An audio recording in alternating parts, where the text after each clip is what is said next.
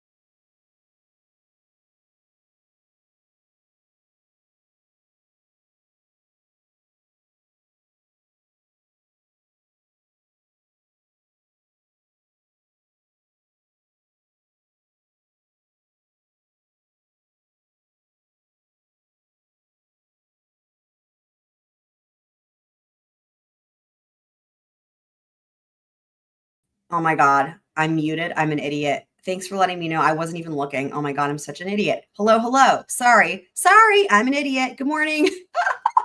I had somehow gotten booted from the stage. That's why I was not on mute. I got booted from the stage. That happens every now and again. Thanks, guys, for not leaving and hating me. I'm sorry. I'm here, guys. Don't go anywhere.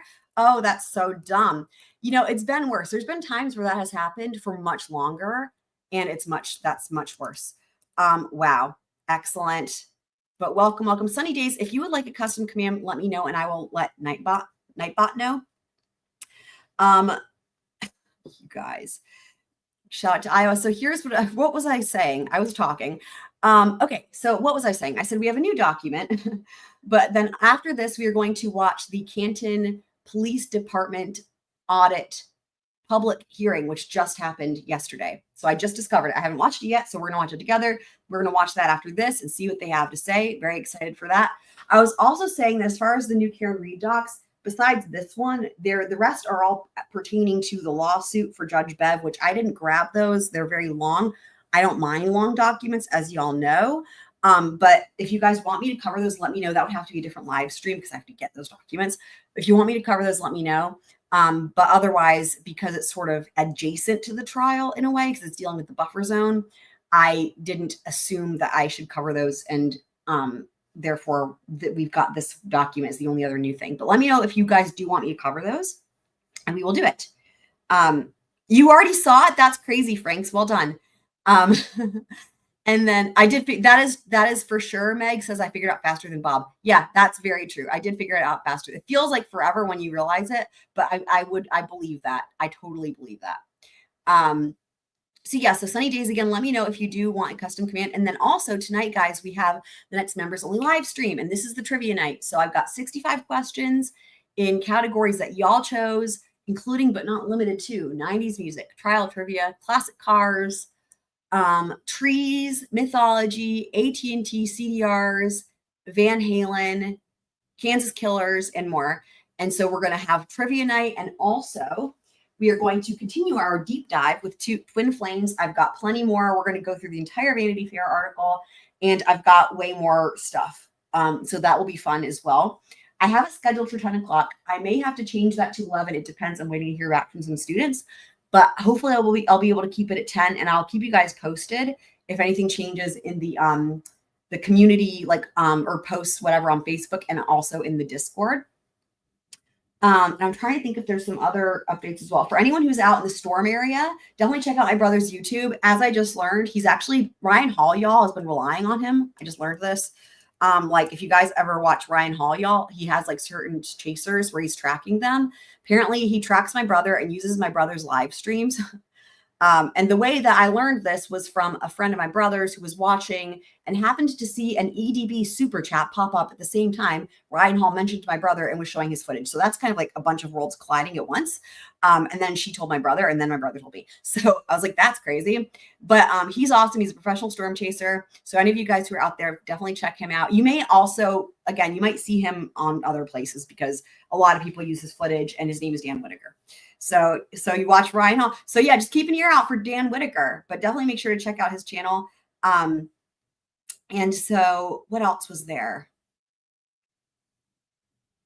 Oh yeah. So custom command can be whatever you want. So what I would probably make it for you, sunny days, I would probably do like SD, just because we try to do whatever is easiest. And then you can choose whatever you want it to say. There's a bunch of examples, but it's whatever you want. It can be emojis. It can be a quote, it can be text, it can be literally anything. Oh yeah, we need to do that too. I'm planning on doing another Lori. I might, if I have a chance, I might do that. This is what I was thinking, Meg. I was thinking we might do that for the members only live tonight. If I can, just depends on my schedule with my lessons. But I wanted to do another Lori because I saw that you sent me her interview. I take it that's the Dateline interview, but like condensed and not copyright strikey. And then I know I did see that Colby also, and I haven't watched it yet. I did see that. Derp Durable for life. What's another custom? Because we have Frank's. There's a bunch. So y'all, just let me know for anyone who does want one. ABC's Lori did an interview. I'm surprised you didn't know this. This was on what was it? Netflix? No, what was it? Dateline. It was a Dateline thing. So, Dateline will strike your ass all the way to wherever, and like, oh, it's a new interview. What? She did a new interview? Holy shit. Okay, well, we're gonna have to watch that. That'll be really interesting. For the Dateline thing, you can watch it on their website, but there's ads, but we can't watch it. So that's okay. Interesting. So the AZ one is new though, and that one we can watch, and that won't destroy everything. So we will totally do that. Okay. Interesting. Yeah, we will totally watch that, and we'll also watch Colby's reaction to it. We'll totally do that. If we can, we'll do that tonight. Or maybe it might have to be after the members only live. We'll just sort of see, because I don't want to push that too late, the members only live. I'd rather keep that at 10 if I can. And if I move that, it'll only be because of lessons. So if I can, we'll add the Lori in somewhere in here. But so thanks for letting me know. I assumed it was like the same interview, but like they got the rights to use the portion where she talks. Anyway, so here's our first document. So we have the Commonwealth's motion in Limine to admit the testimony of Carl Miyasako as a substitute witness. All right. So Carl Miyasako, a senior DNA analyst of Bodhi Technologies, who personally conducted a technical review of the work of DNA analyst Test Chart in this matter to testify at trial. By the way, Frank, since you already saw the Canton public audit, what did you think? Let us know in the chat. Test Chart, the DNA analyst who conducted the mitochondrial DNA analysis and compared those to the DNA profile of the victim from the known standards in this case, is medically unavailable. Okay, so she can't make it. You guys remember Test Chart? To travel to Massachusetts, Commonwealth seeks to introduce the results of the profiles through the testimony of Mr. Miyasako. Following his technical review of Ms. Chart, I'm sure this will get granted, honestly. I don't even know that it's worth really reading the rest. She can't make it. They're going to have somebody else. That's pretty much, that is what it is, to come to replace Test Chart. There you go. Yeah, I think that's about it. Enough said. Okay. You watched the audit also. Okay. I mean, if you guys already watched it, we can just switch gears and go over to Lori Vallow. But I mean, I haven't seen it, and I'm shocked. I'm shocked you guys already got to it. That's crazy. Y'all are fast. So okay. So also yesterday we were celebrating my mom's birthday. I was over with my family that was probably around the time when you guys were watching. I think that's around the time this came out, probably when you guys saw it. I saw that this had come out after I got home from that. So interesting. It's that bad. Okay. Well, I really want to watch it. So hopefully you guys will stick around. I'm curious. We'll see. I'm going to do my best. Okay. So now let me do this. Okay. Hold on. Got this. Okay. Now I just have to unshare, reshare. Still have all the 90s songs stuck in my head. Not complaining one bit. Not complaining one bit. All righty.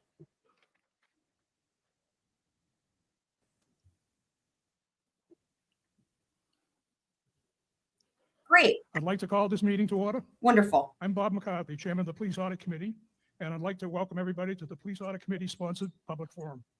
I'd like to introduce Attorney Carmen Reese, who will be serving as our moderator. Attorney Reese is a 9-year serving moderator for the town of Concord, a former 2-term Select Board member and a former ZBA member. She recently stepped down as president of the Mass Moderators Association and has co-authored the latest and most recent update to Town Meeting Times, the Municipal Town Meeting Bible. She's been an attorney with large corporations, handled dispute resolution, environmental law, and class action lawsuits. What do you mean, Meg? I couldn't be more pleased to have the honor to introduce Carmen Reese, our moderator, to our forum today. Carmen? Moderator. Thank you, Mr. McCarthy, for that wonderful introduction. Good afternoon, everyone. What is 3-2 I'd ask Bob? I everybody don't know to what that please is. Take a seat if you haven't done so already and silence your electronic devices.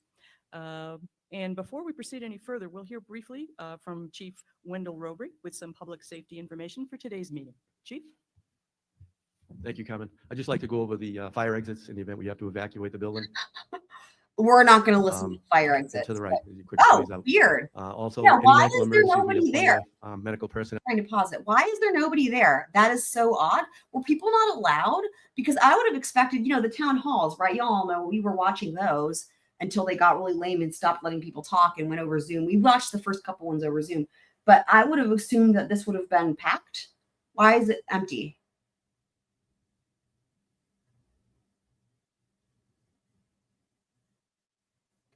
In the meetings? What meetings? Are you saying in the town hall meetings? I'm just not quite sure. On scene, just give us a shout. We'll be there to help you. And then I would like to ask we keep the back area. Okay, At fine. the conclusion of the meeting, I just ask that everybody exits through the main entrance. Where are all the people? Tradition at its town meetings. I mean, like, I'd ask you all to please stand and join. imagine all the people showing up at the town meeting. Anyway. Join me in reciting the Pledge of Allegiance. Oh my God. No, we're skipping this. Who cares? Come on. So this public meeting is the culmination of a process begun by a vote of Canton Special Town Meeting on Article 6 on November 20th. Here's the thing. To me, it's like, okay, they started it out with here's all the fire exits and whatnot and safety in case we have to evacuate. And then they go with the Pledge of Allegiance. Like, are they procrastinating? Maybe. We'll see.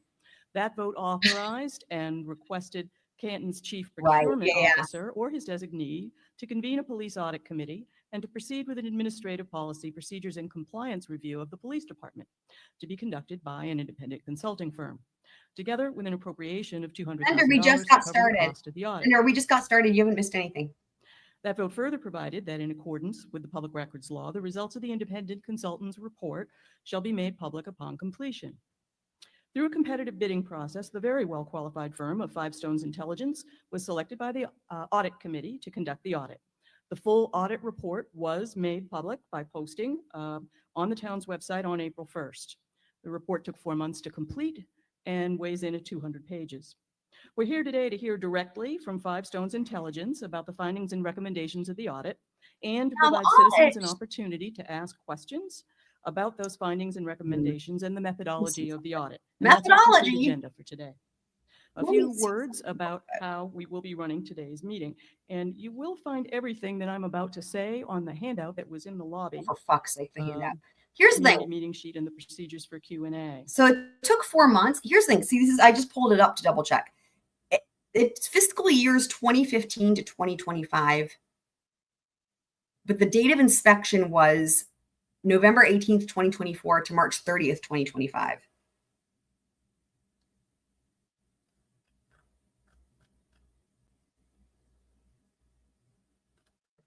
I don't know. I have some questions. Maybe we'll learn more.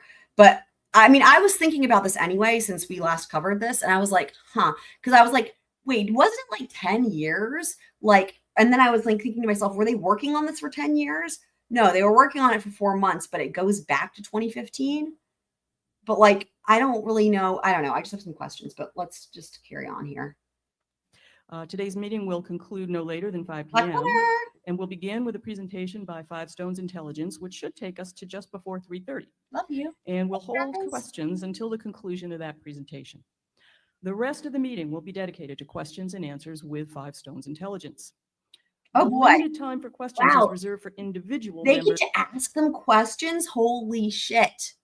Boy, this is of the exciting. public, and priority will be given to Canton residents since they are the ones who voted to initiate the audit and funded it with their tax dollars. Yeah, it cost a bazillion Members of the dollars. media will have an opportunity to ask questions at the press conference that will happen in the cafeteria immediately Oh, after boy. the meeting. All those who wish to ask a question should come to one of the 3 microphones. You'll see there's one in each of these center aisles and one over here to Okay. my left, your right. I'm going to skip ahead. She's just getting. Speakers may speak only after I've recognized them and proceed Fine. with your question opportunity. To will show green when you begin, seconds left, and it will turn red when there are recommendations. We may or may not have time to have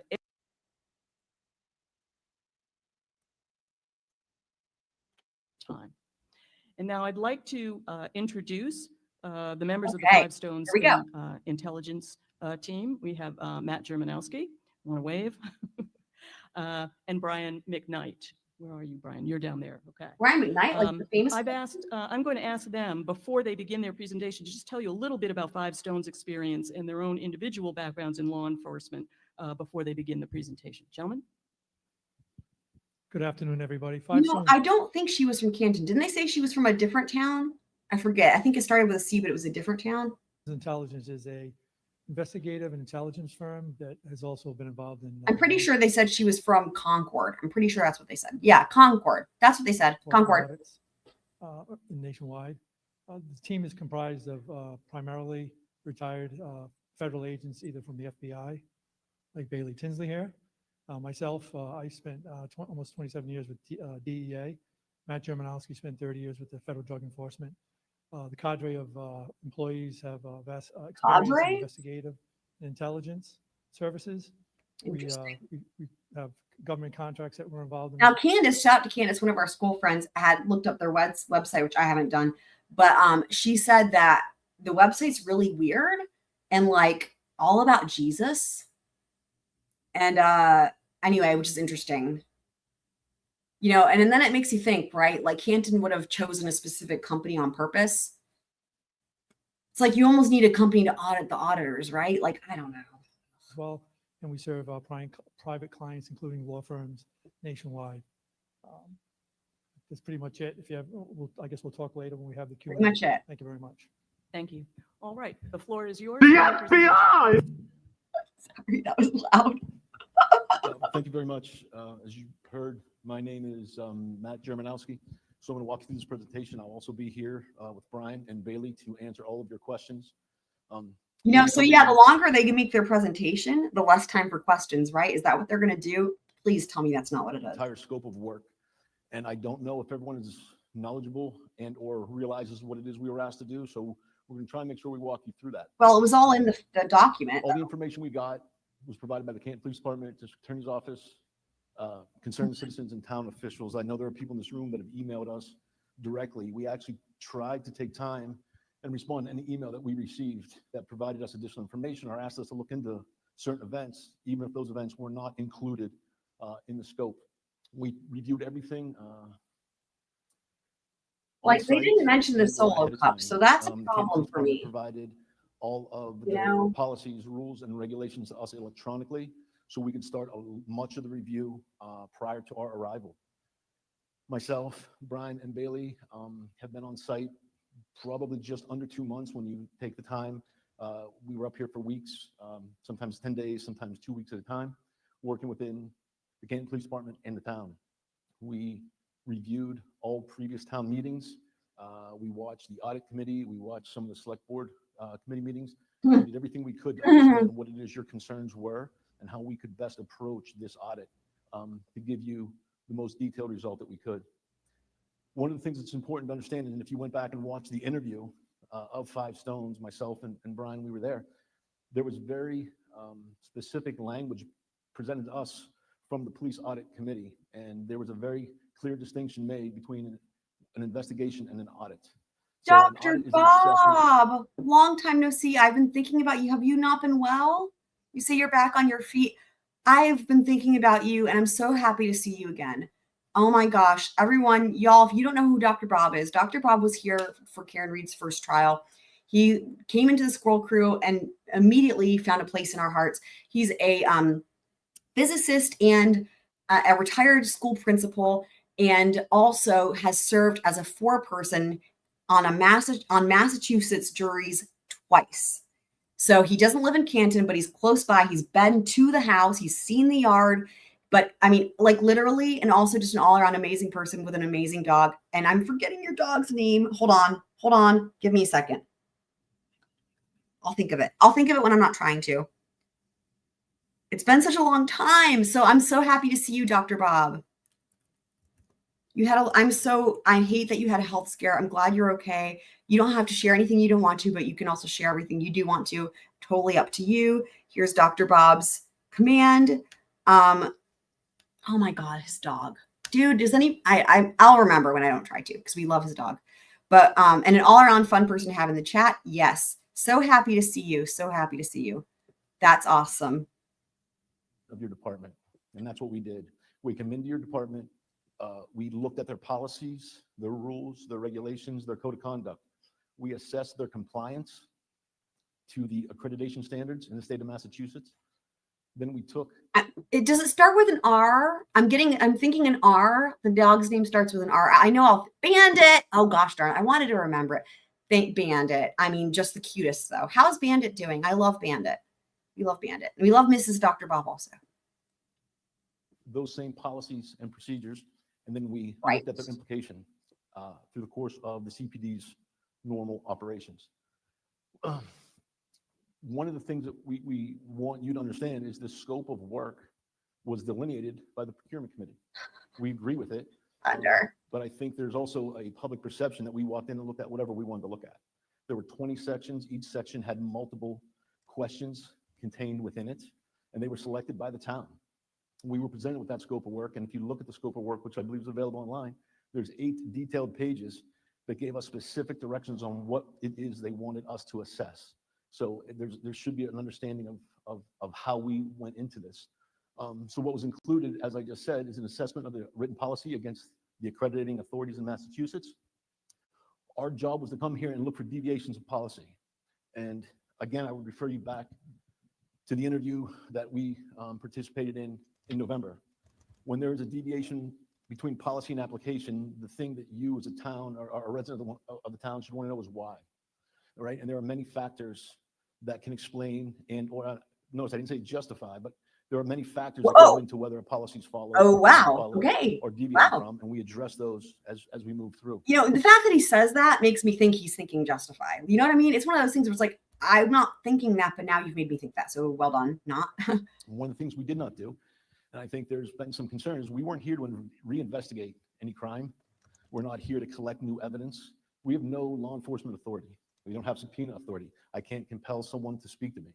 So of the maybe 60 interviews we conducted with members of the department, your town select board members, school superintendents, chiefs from neighboring towns, district attorneys, assistant district attorneys, they're voluntary. Nobody was forced to talk to us. With that said, nobody refused to talk to us either. So we got complete cooperation from everybody in the town, from all of your elected officials, from all the members of the Canton Police Department, the prosecuting officers, as well as the neighboring towns. Everybody was more than willing to sit down with us. I also want to say this on the front end. We were not interfered with, influenced, manipulated, contacted, Yeah, or again. pressured by any member of the police department. Again, this is the type of thing that if you really, why are you saying it? You know what I mean? If it was in response to a question, that would be different. I feel like the whole point is that there's supposed to be a neutral third party. It should be the starting place of where people should be viewing them is with they should be operating with the benefit of the doubt and the assumption that they're a neutral third party. So this is odd that he's like saying this stuff right now. Yeah, Brennan is worse than Lolly. Yep, definitely worse than Lolly. I would prefer Lolly. 100% would prefer Lolly instead. Bev is more infuriating than ever. Yes. Yeah. By any member of the select board committee, by any member of the police procurement audit committee. I've never been to Canton before we got here. Brian's from Providence, Rhode Island. We have no connection to your town. So as you move forward, just again, I'm going to refer you back to our interview because I stated it pretty clearly that day is, and I He believe said it he's was never been unusual. to Canton, but he sounds like he's from Massachusetts. Did he say where he was from? I wasn't listening if he did, but he gives me the Massachusetts vibe. We can't sell you a report. What we can do is give you our services. I didn't know what the Okay. report was going to contain. I didn't know what the findings were going Oh to be. boy. But what we said that day and what I'm telling you today is what we did is we gave an honest, fair assessment right down the middle. When we found a deviation, we called it out. We documented it and we wrote it down. And when your department did something good, we wrote it down. One of the things that is very important to understand, there's a lot of words on that screen. That's just one paragraph of 8 pages of what it is we were asked to do. But specifically, the wrong button, right here, paragraph 4 stated. Don't hit the "Dean's wrong button interested in now. Understand what the department does well, and more importantly, what the department could improve upon." So we did an overall assessment of the department as outlined by your police audit procurement committee, and I believe as agreed upon through town votes. So what it is we're presenting to you is what it is you've asked us to assess, what it is you've asked us to address.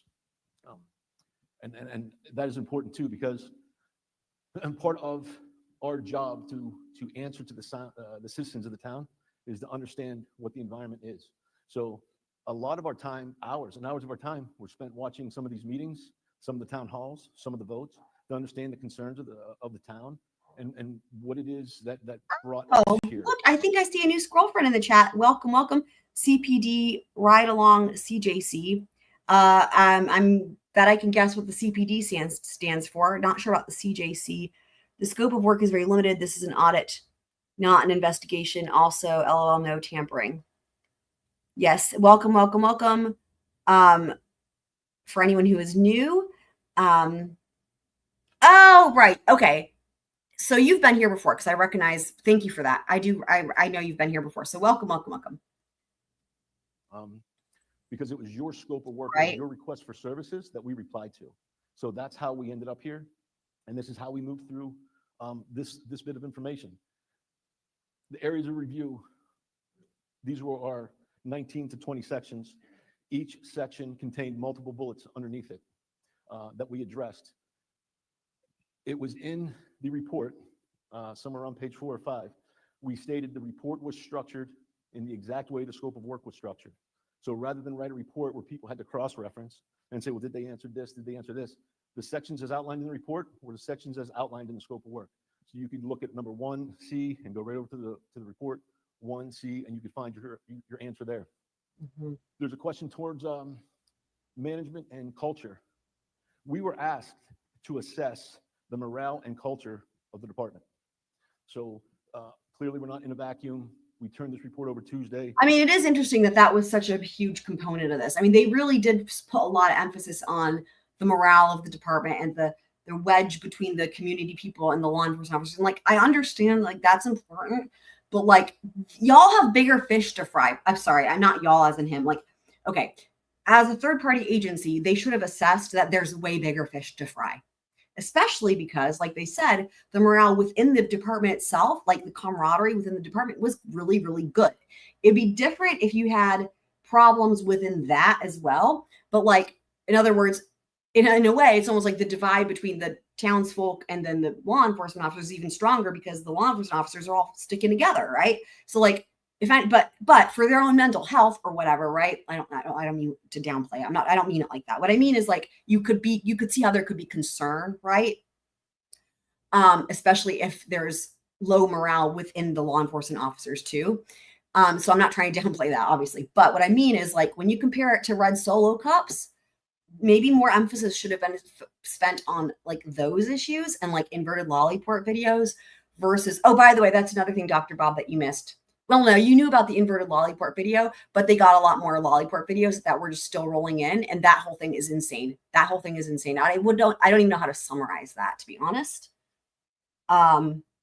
There's no words really for, I mean, I'm sure there's more. There's been so much, and we're all still kind of trying to remember how much and just trickling in the chat. But anyway, essentially there's way bigger fish to fry if you're the independent third party, like looking at everything in its totality. Just my 2 cents. We've had significant contacts, myself, Brian, and Bailey. Why did you do this? And why was that? And who cares how the police feel? You asked for it. You asked for it as a town. You want to know what the assessment was. You want to know what the culture was. You want to know what the morale is. That's why it's in the report. Everything that's in the report, I'm going to say this again, is what was asked for by the town. And we gave an honest, fair assessment of all those facts. And of course, I'm sure a lot of you have questions. We welcome the questions, and we'll answer everything we can within the time. Some of these areas that you see. Yeah, the lawyer, sorry, the juror who's now a lawyer, well, was always a lawyer, but is now a lawyer for Karen Reed. She has to be from Norfolk County. Oh, I said that better this time. In order to serve on the jury, right? So we know she's local. So these were the areas of the audit where we found recommendations could be made, specifically within policy. Now, I'll start off by saying that all the written policy was in complete alignment with the accreditation authorities. We then cross-referenced it to multiple accreditation authorities to give you the biggest bang for your buck as we could. We went through crime scene protocols. I have to wonder also, again, like this whole idea that they did their audit in 4 months, but they said fiscal years 2015 to 2025. I have to wonder if the reason they went back all the way to 2015, I don't know. Does anybody in the chat know? Did the townsfolk, I'm just calling them townsfolk, I don't know, whatever. Did they request that, or was that this agency's choice? Because what I'm wondering is, if things started to get much worse, like I know they've been terrible for a while, but I'm just thinking, like, was that maybe a way to, for example, if you're looking at, like, to try to make an analogy, like with like results, right? Like results of somebody's performance or something, I don't know. Right. And you've got some really bad moments, but those happened at a certain time period. And then you have other ones that were good or okay or whatever, and then you average them all out. Right. You know what I mean? To like bolster the total result. Am I making sense? Like I'm wondering, like, maybe it wasn't so bad. Like what if 2015 to 2018 had fewer issues? Right. So then by including those years, their overall, summary is less scathing. I don't know. It's just a thought.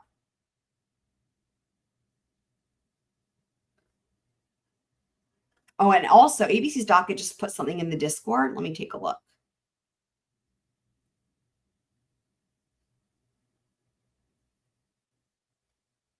It's a desktop therapist. Oh, how funny.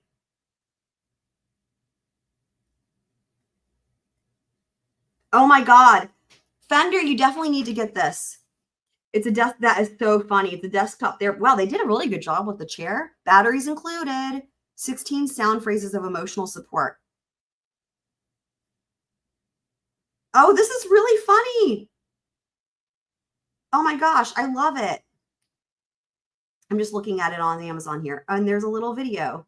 Stressful day at 3.5 inches tall, the desktop therapist is here to sit nicely on your desk for an at-home session. How are you feeling today? Oh my God. Button for 16 phrases of support to keep you sane when you're ready to pull your hair out. Let's dig into that more in our next. Oh, this is hilarious.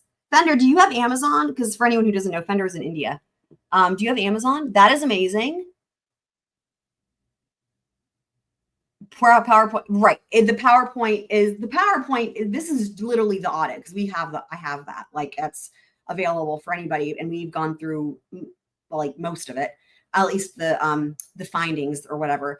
But this is literally what he's going through, is literally the document, but he's explaining it. Okay, that's helpful. Thank you. Meg says there hadn't been. Okay, and iOS the same thing.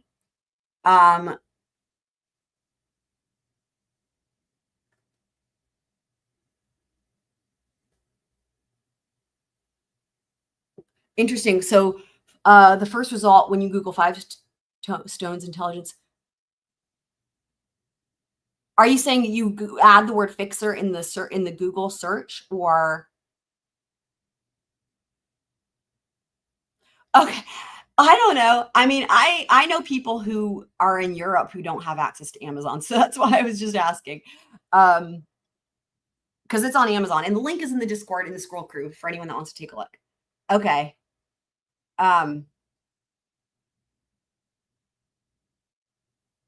Interesting.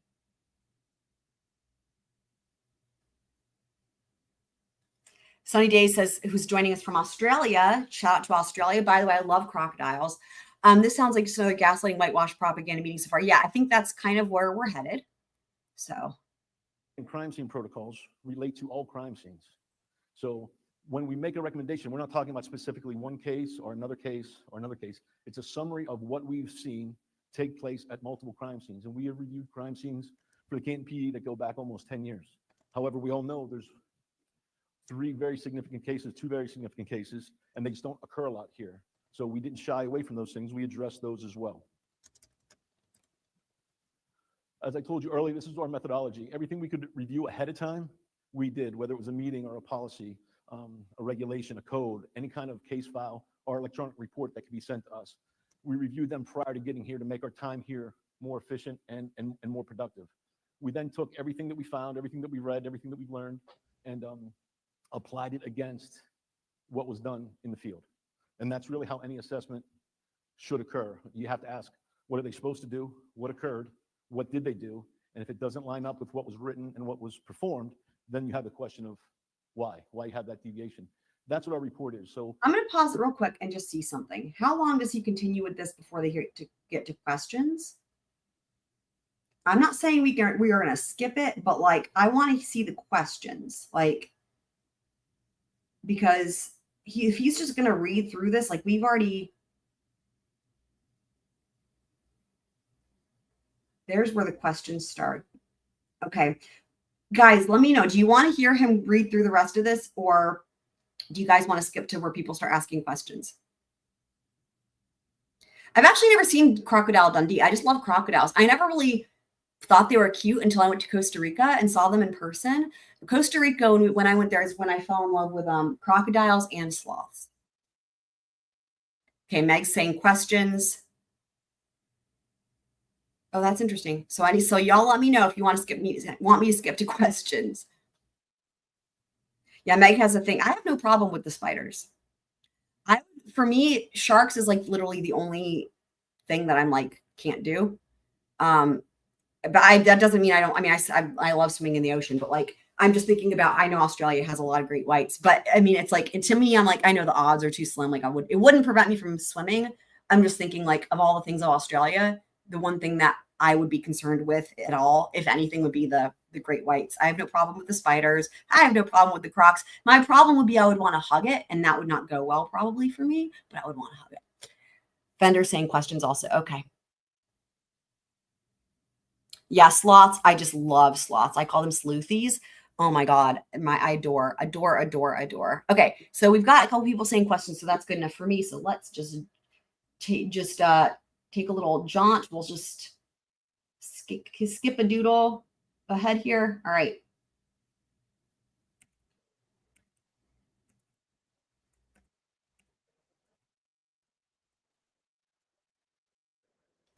Look at the screen. It says questions. Like, of course. It's just so weird that there's so few people there though, too.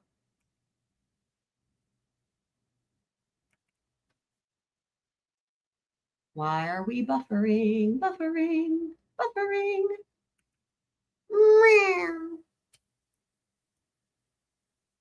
That's interesting, Fender. You know, I wonder if it's though because rural for India maybe is still not really all that rural. I don't know. Compared to other places that are, it's all relative, right? I don't know.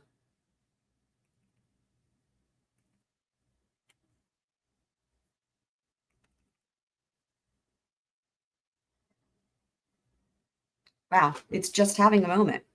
It's funny. The spinning wheel has things, and the spinning wheel actually has stayed away for like, I don't know, the past couple weeks.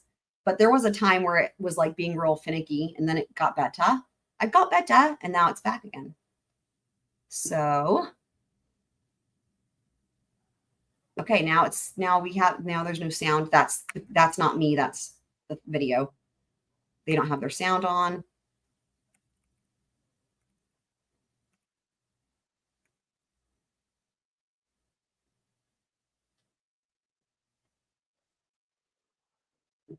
Okay, let me just do it this way. See if there's sound.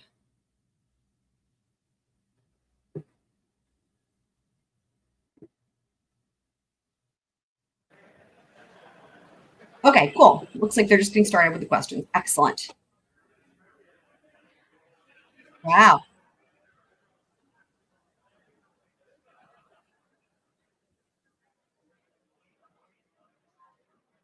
That's so funny, Fender.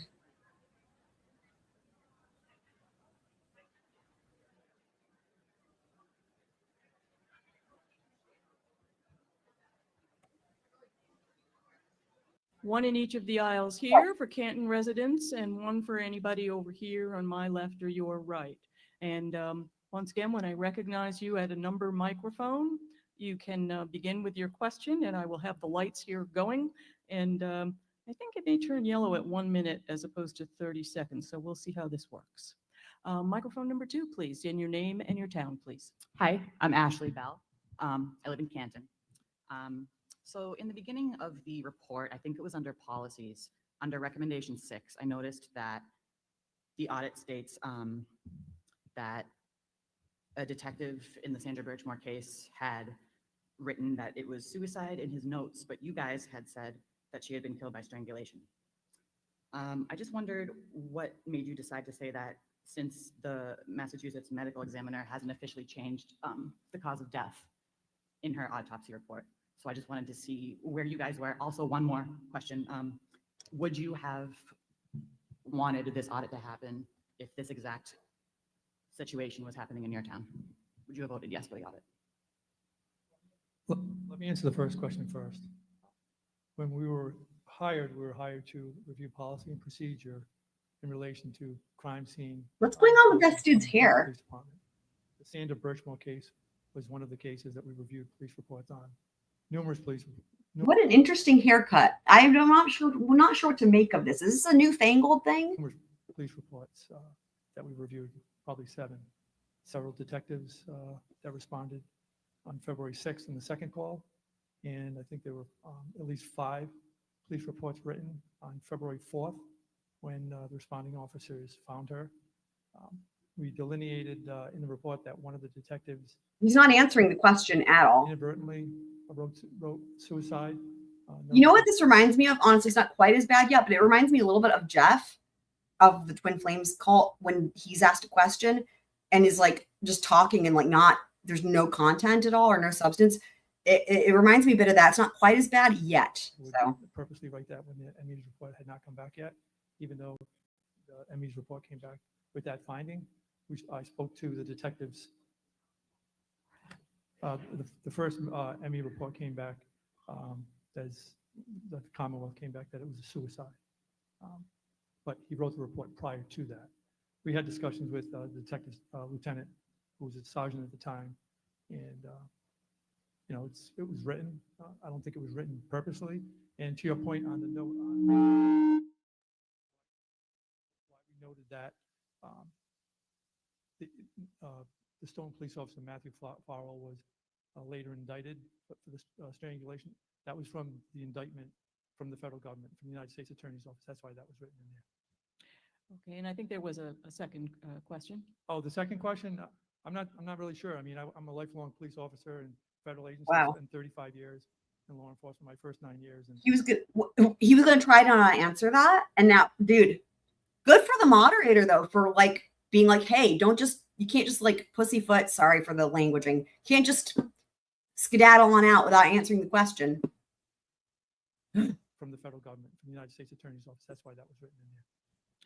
Okay, and I think there was a second question. Oh, the second question, I'm not really sure. I mean, I'm a lifelong police officer in federal agencies. I spent 35 years in law enforcement, my first 9 years. And local law enforcement. I was a police officer and detective in Providence before I went on with DEA, where I spent 27 years. I'm not so sure I would have, I don't know, is my answer. I'm not sure. Thank you. Microphone number 1, your name and your town.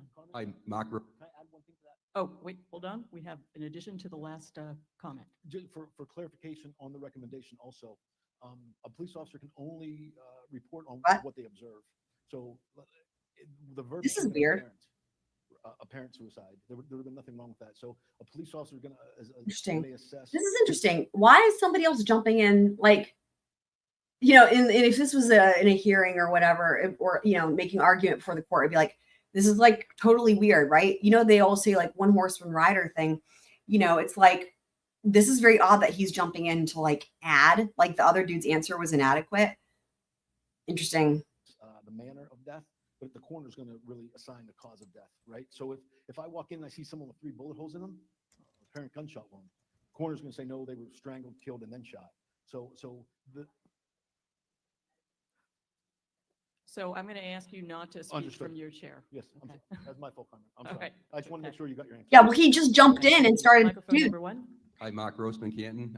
Fantastic job, by the way. I recently read a comment from someone running for the select board that the Canton Police is a 2-tier system and that many community members were afraid to call 911. There were also comments that certain residents were receiving VIP or preferential treatment. I was wondering, during your audit, did you find any evidence of that? No, during our audit, we did observe and we were present for members of the community that would call the chief directly.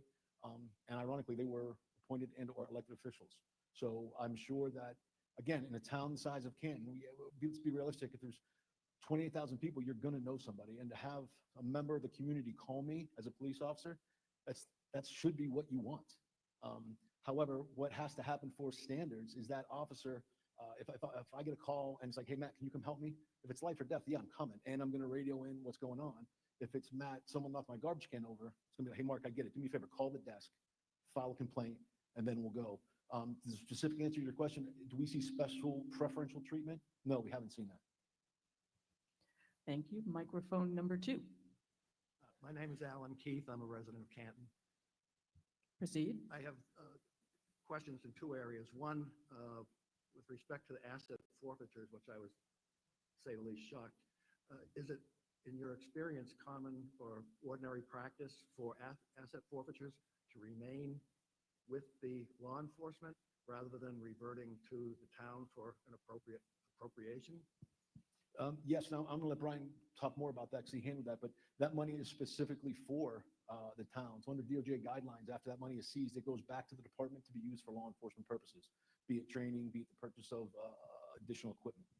hang on. That might have just, so ABC's docket just put something in the Discord. Indefinite delivery. I'm wondering if this just went to that. Hold on. Law enforcement rather than reverting to the town for an appropriate appropriation? Yes, now I'm going to let Brian talk more about that because he handled that, but that money is specifically for the towns. Under DOJ guidelines, after that money is seized, it goes back to the department to be used for law enforcement purposes, be it training, be it the purchase of additional equipment.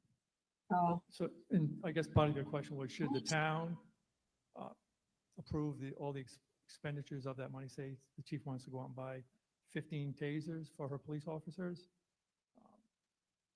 I mean, that's a town decision, but me sitting here as a career law enforcement guy, I would say I think I know what that money should be spent on, whether it's tools for the officer, maybe a new police car, things of that nature, but also in concert with her boss, would be the town administrator, if that kind of answers your question.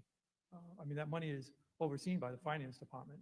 So it's not, my understanding, because when the statistical data that I received that directly from Town Hall, from Allison Pulaski, I think her last name was Podowski. Yeah, so I had a meeting with her and we went over that. And I went back 10 years. so, okay. What I'm looking at here is crazy. And I don't know. I'm trying to make sense of this ABC. I'm going to see if I can pull this up because I think this is going to take all hands on deck. Give me just a second. Actually, I'll keep playing this while I'm pulling this up. Let's do that. But I actually went back even further because I think in the scope of work, it asked us to go back 25 years. So I went back 25 years on all the money that was received from the AF, which is equitable sharing from criminal investigations, whether it's from DEA cases, Homeland Security, or others of the like, and from the state forfeitures. So, Okay, sir, you had one more question, you said? Yes, during the course of the Karen Reed case, it came to light that the prior chief had allowed access to the Canton Police building by a member of another law enforcement agency, just as I guess, a professional courtesy, or maybe because they were friends. Was this covered in your report, or were you aware of this and comment on that practice? yes, it's covered in the report. There's actually a memorandum of understanding between the special agent in charge of the ATF in Boston and the chief of police of Canton. It's active. There's an office there. I guess we call it like a satellite office, where I think at one time there were 2 ATF agents that had access to their own office, and they had access to the Canton Police Department, swipe cards, similar to like we had when we showed up at the audit. The chief gave us access cards so we can come in and out. But yes, I mean, he had access and he had a right to be there. The ATF agent, he has an office there still. So there is a MOU in place, and it's active, and it's I think we saw him there a few weeks ago when we were working. So yes. Hold on, you have 56 seconds left for a follow-up question. Go ahead. You didn't find any impropriety with this? No, the answer is no. That's why I noted the MOU that is in place and it's active. Thank you. Microphone number 1, please. Hi, Liza Colburn, random Canton citizen. I have 2 questions. Random Canton citizen. First is, there have been a lot of terms tonight that are blurry to a civilian, and having some clarity on them would be helpful. I don't know if they're in the report or not. In a town where 50% of our force lives here and additional officers grew up here, I think these terms need some clearer parameters for at least civilians, probably for the force as well. But you talked about recusal, discussion versus corruption. I'm sorry, discretion versus corruption, integrity, and then conflicts of interest. I didn't see perceived conflicts of interest, but that's potentially also something we need to consider, or impropriety. So, 1, are these definitions net out anywhere where we can see that? Like what defines integrity or discretion versus corruption, things like that? Where can we find the inside baseball language? Okay, in terms of integrity, probably nowhere other than the dictionary. And I'm not being a smart aleck. Oh, but dude, really? A recusal is when a person perceives that there's an outside influence that would prevent me from being objective. So it doesn't mean there's not an outside influence. It doesn't mean that I don't know somebody. It means my relationship with somebody would prevent me from being objective. If that's the case, then I would step back and say, I need to recuse myself, remove myself from this environment because I can't be objective. So that is a self-imposed in law enforcement. In rare circumstances, somebody from above may recuse somebody. Just say, hey, I don't want this. In one case, Canton Police Department. Then Chief Berkowitz said, we're going to recuse ourselves from this aspect by the chief. Makes sense? It wasn't external where someone said, hey, you guys are out. And then discretion is every officer has discretion. So I have the ability to arrest or not to arrest. And in this environment, in a town community, with a police force that intimately knows the community, that's a very good Okay, hang on. Let's take a look at this. This is what ABC sent me. I haven't seen what you guys are saying in the chat, so I had to get it pulled up. All right, so let me pull the banner down. Welcome, James, and anyone else who's just now getting here. Okay, so, all right. So this is well done finding this ABCs. Interesting. Okay, so from the DOJ, so award profile, contract summary, 5 Stones intelligence. So first things that I looked at here is a start date. So 2016, current end date 2023, potential end date 2023. Now, one of the things I looked at was parent award. I think this is one of the things I looked at. Hold on, let me just see. Yeah. So, I mean, we just, okay. So it says close. So it says indefinite delivery, indefinite quantity contract. Okay. So the award amounts. So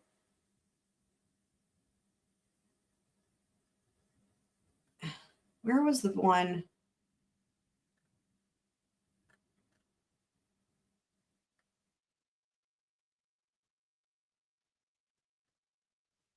there was a number in here that is why I, summary of all federal accounts used by this award, $49,932,000. But there was a number I saw in here that was $500 million. I'm just going to see if I can, I mean, what? I don't quite know what we're looking at, but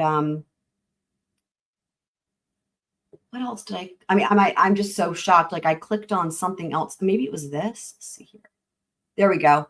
There it is. Do you guys see this? Let me see if I can highlight it right there. Potential award amount, $625 million.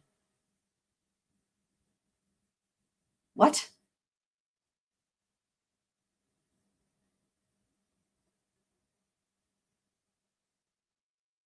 I don't. The purpose of this contract is to provide asset forfeiture investigative support services. Combined current award, $554 million.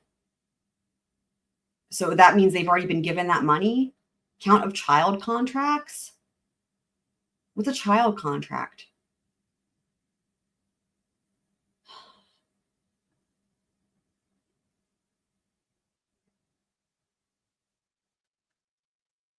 I don't know what I'm looking at. Does anyone know what I'm looking at? Does anyone know? What are we looking at?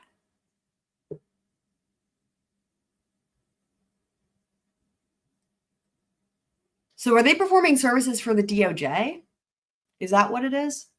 I mean, they are in DC, right? So now what's interesting is this says the current award amount is 10.2, but the other one said 54 million.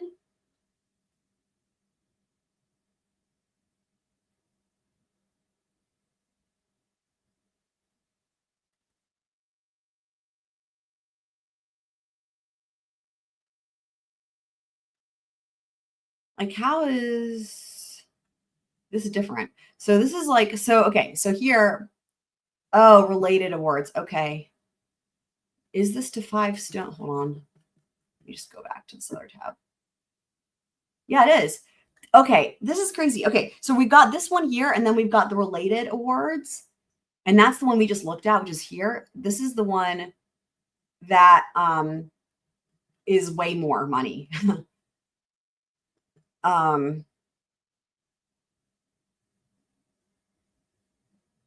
That's so funny. Is that how you got there, ABCs? That's really funny. Okay. Interesting. So I don't know. Do you, it is, I mean, like, are they, how do you, like, I can't even fathom that much money, but like, I don't know. I don't know. I don't know. Anyway,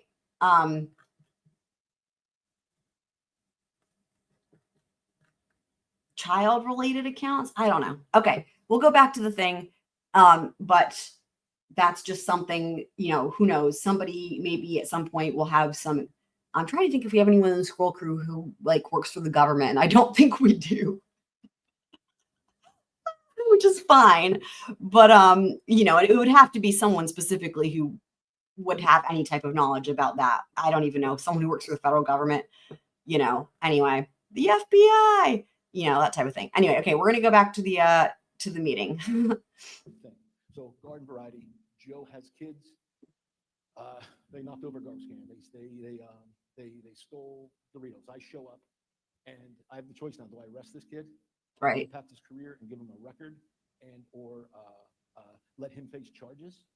Or because I know his parents and I know when I go speak to Mr. Joe Blow, this kid's going to get the tar beat out of him and it'll never happen again.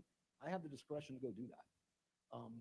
Because there's a fine line. Do you want to ruin the life of every young adult because they've done something stupid? I have to be honest. I missed the question because I was trying to pull this up on the computer. So I'm going to go back.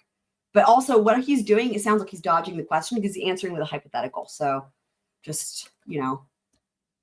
Oh, right. The impropriety. Right. It was a good question. It was a good question. Okay. That was the one that was on. All right. Cool. One, are these definitions net out anywhere where we can see that? Like what defines integrity or discretion versus? Right. And he's like looking up in the dictionary. What a dick, dude. The inside baseball language. Okay, in terms of integrity, probably nowhere other than the dictionary. And I'm not being a smart aleck, but in terms of What if you look up asshole in the dictionary? Does it have a picture of your face? Sorry, I just feel like you deserved the it. ramifications of recusal is when a person perceives that there's an outside influence that would prevent me from being objective. Why is he standing there? Like, that seems like very weird. Like I don't know. So it Whatever. doesn't mean there's not an outside influence. It He's doesn't like mean getting that closer and my closer to the speaker. relationship with somebody would prevent me from being objective. If that's the case, then I would step back and say, I need to recuse myself, remove myself from this environment.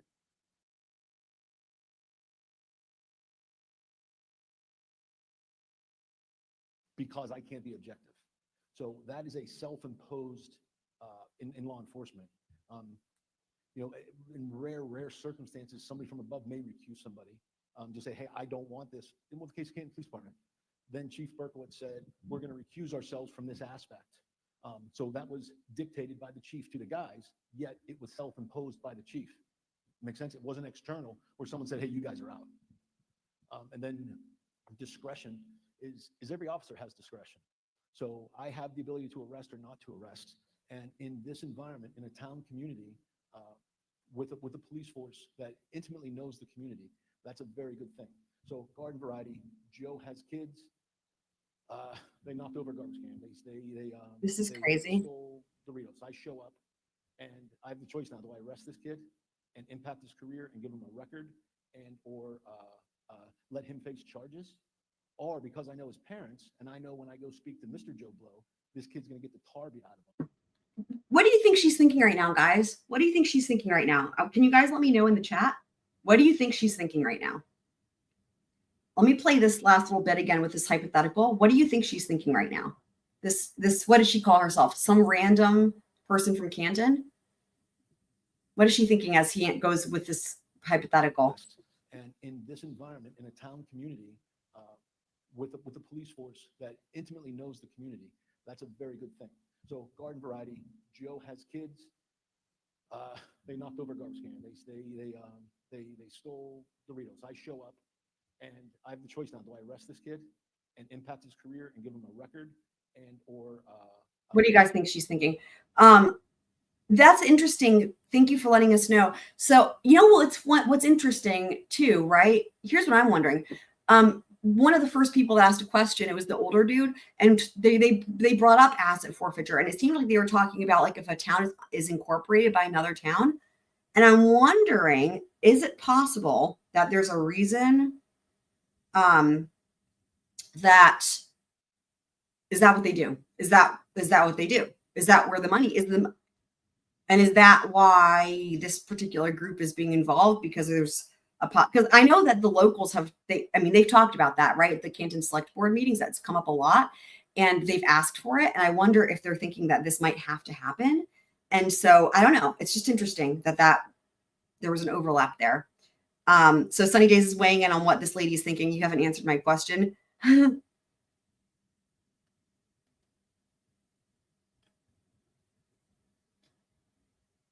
No, Sunny Days is answering my question. My question is what is this lady thinking right now? And that was what Sunny Days was responding to, Meg. It's all good. It's all good. So I was curious what you guys think she's thinking right now. I mean, her face says a lot, you know? As he's talking about Joe Blow, Joe Schmo.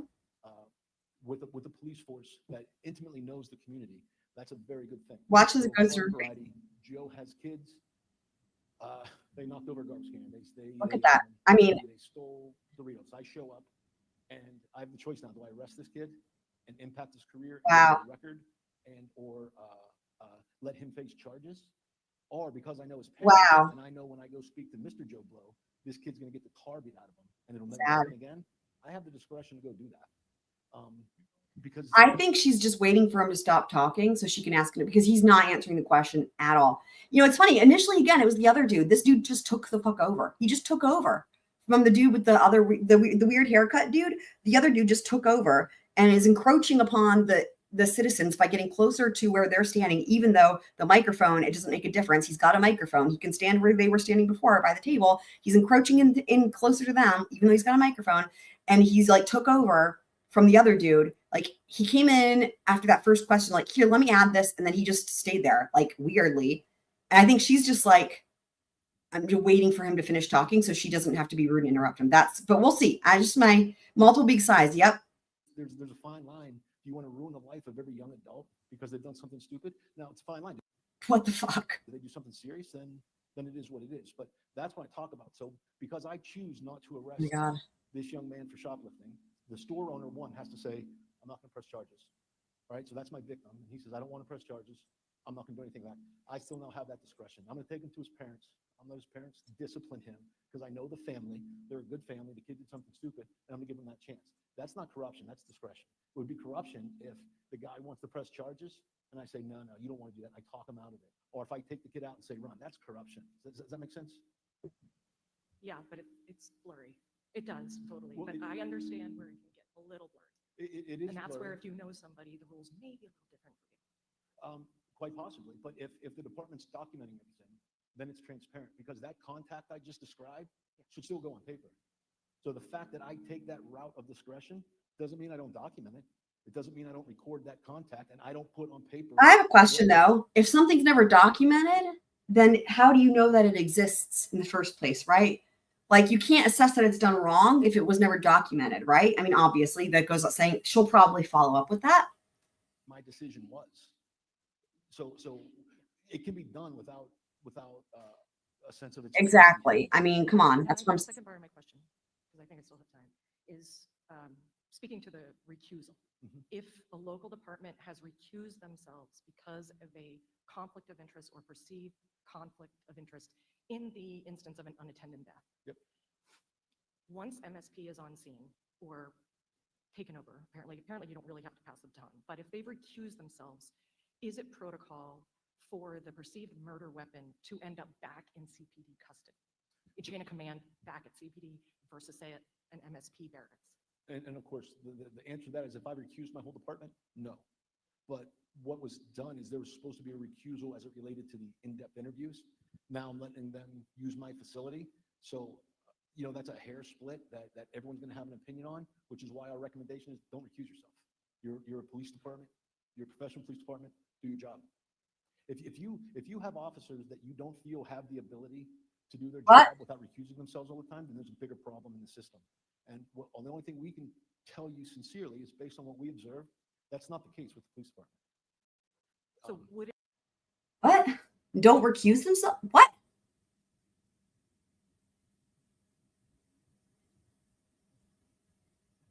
Yeah, I totally agree here. Discretion, as he's describing it, is corruption in auditing. Exactly. Yeah. Right. Ugh. have been appropriate? Basically, so I know. So what I'm getting from this is like, and I don't have much experience with audit companies, but what I could see being the case here, right, is like these people know exactly how you can do things that maybe aren't so great and to make it look better or okay or not bad or even not even appear on paper for the sake of appearances. Like I would imagine if this is your job, you know all the ins and outs about what is going to happen in the audit, and you would also know how to like coach people or businesses or agencies how to like look better when the audit happens. I don't know. Does that make sense to you guys? Because like that's horrifying. If the body was found on the lawn of a Yeah, detective's. you're brother. actually out of time, and I'll tell you what, if you want to come back after the other people who are waiting have had a chance, you can do that, okay? Microphone number. Yikes. Hi there, Trish Boyden from Canton. Quick question regarding January 29th, 2022. Do you think Officer Lank should receive disciplinary consequences for answering his cell phone from witness Jen McCabe and going to interview her and other witnesses all at the same time, as opposed to telling her this is a conflict of interest? Someone will be contacting you shortly from the police station. No, I don't. Okay, why? My understanding is Sergeant Lank was one of the lead detectives on the 29th. My recollection is Sergeant Good called Sergeant Lank and also Lieutenant Gallagher at around 6:05. You guys see the difference? At least this dude is speaking from where they were stationed, and he's not encroaching. That is so frightening, dude. This dude, big dude with the bald head. Y'all, did y'all see? That's why I pointed it out, because I was like, that's weird. And he's got a microphone. And he walked all the way up there to get closer to that. Like, that's creepy and terrifying.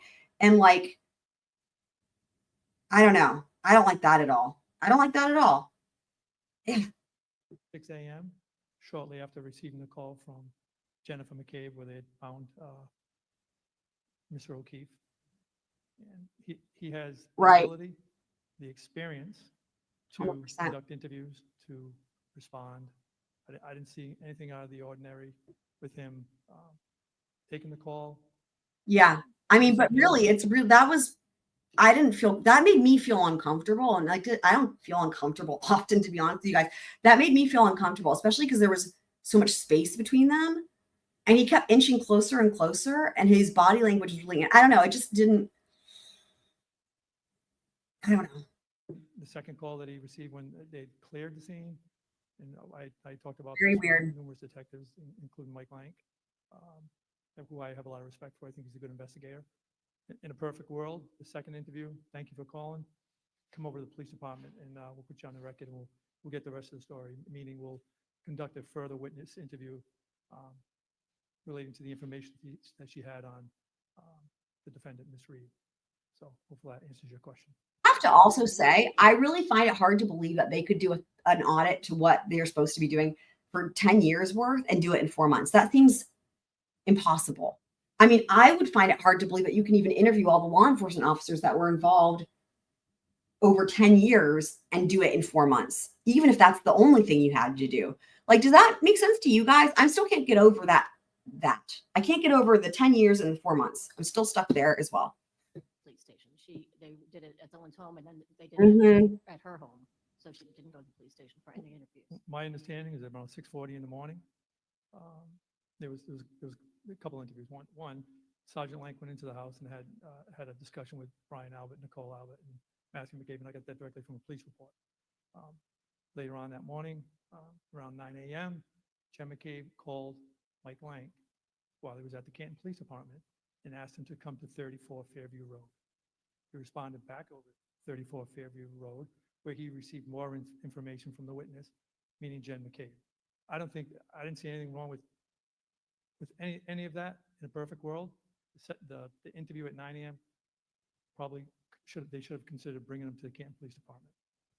I'm not unaware that Sergeant Lank, I didn't read any police reports that he responded to Jen McCabe's house and conducted an interview. But what I will tell you again is Mike Lank should not have been recused from conducting that interview. And secondly, he's a very experienced detective, and no, he should not have been disciplined. Okay, folks.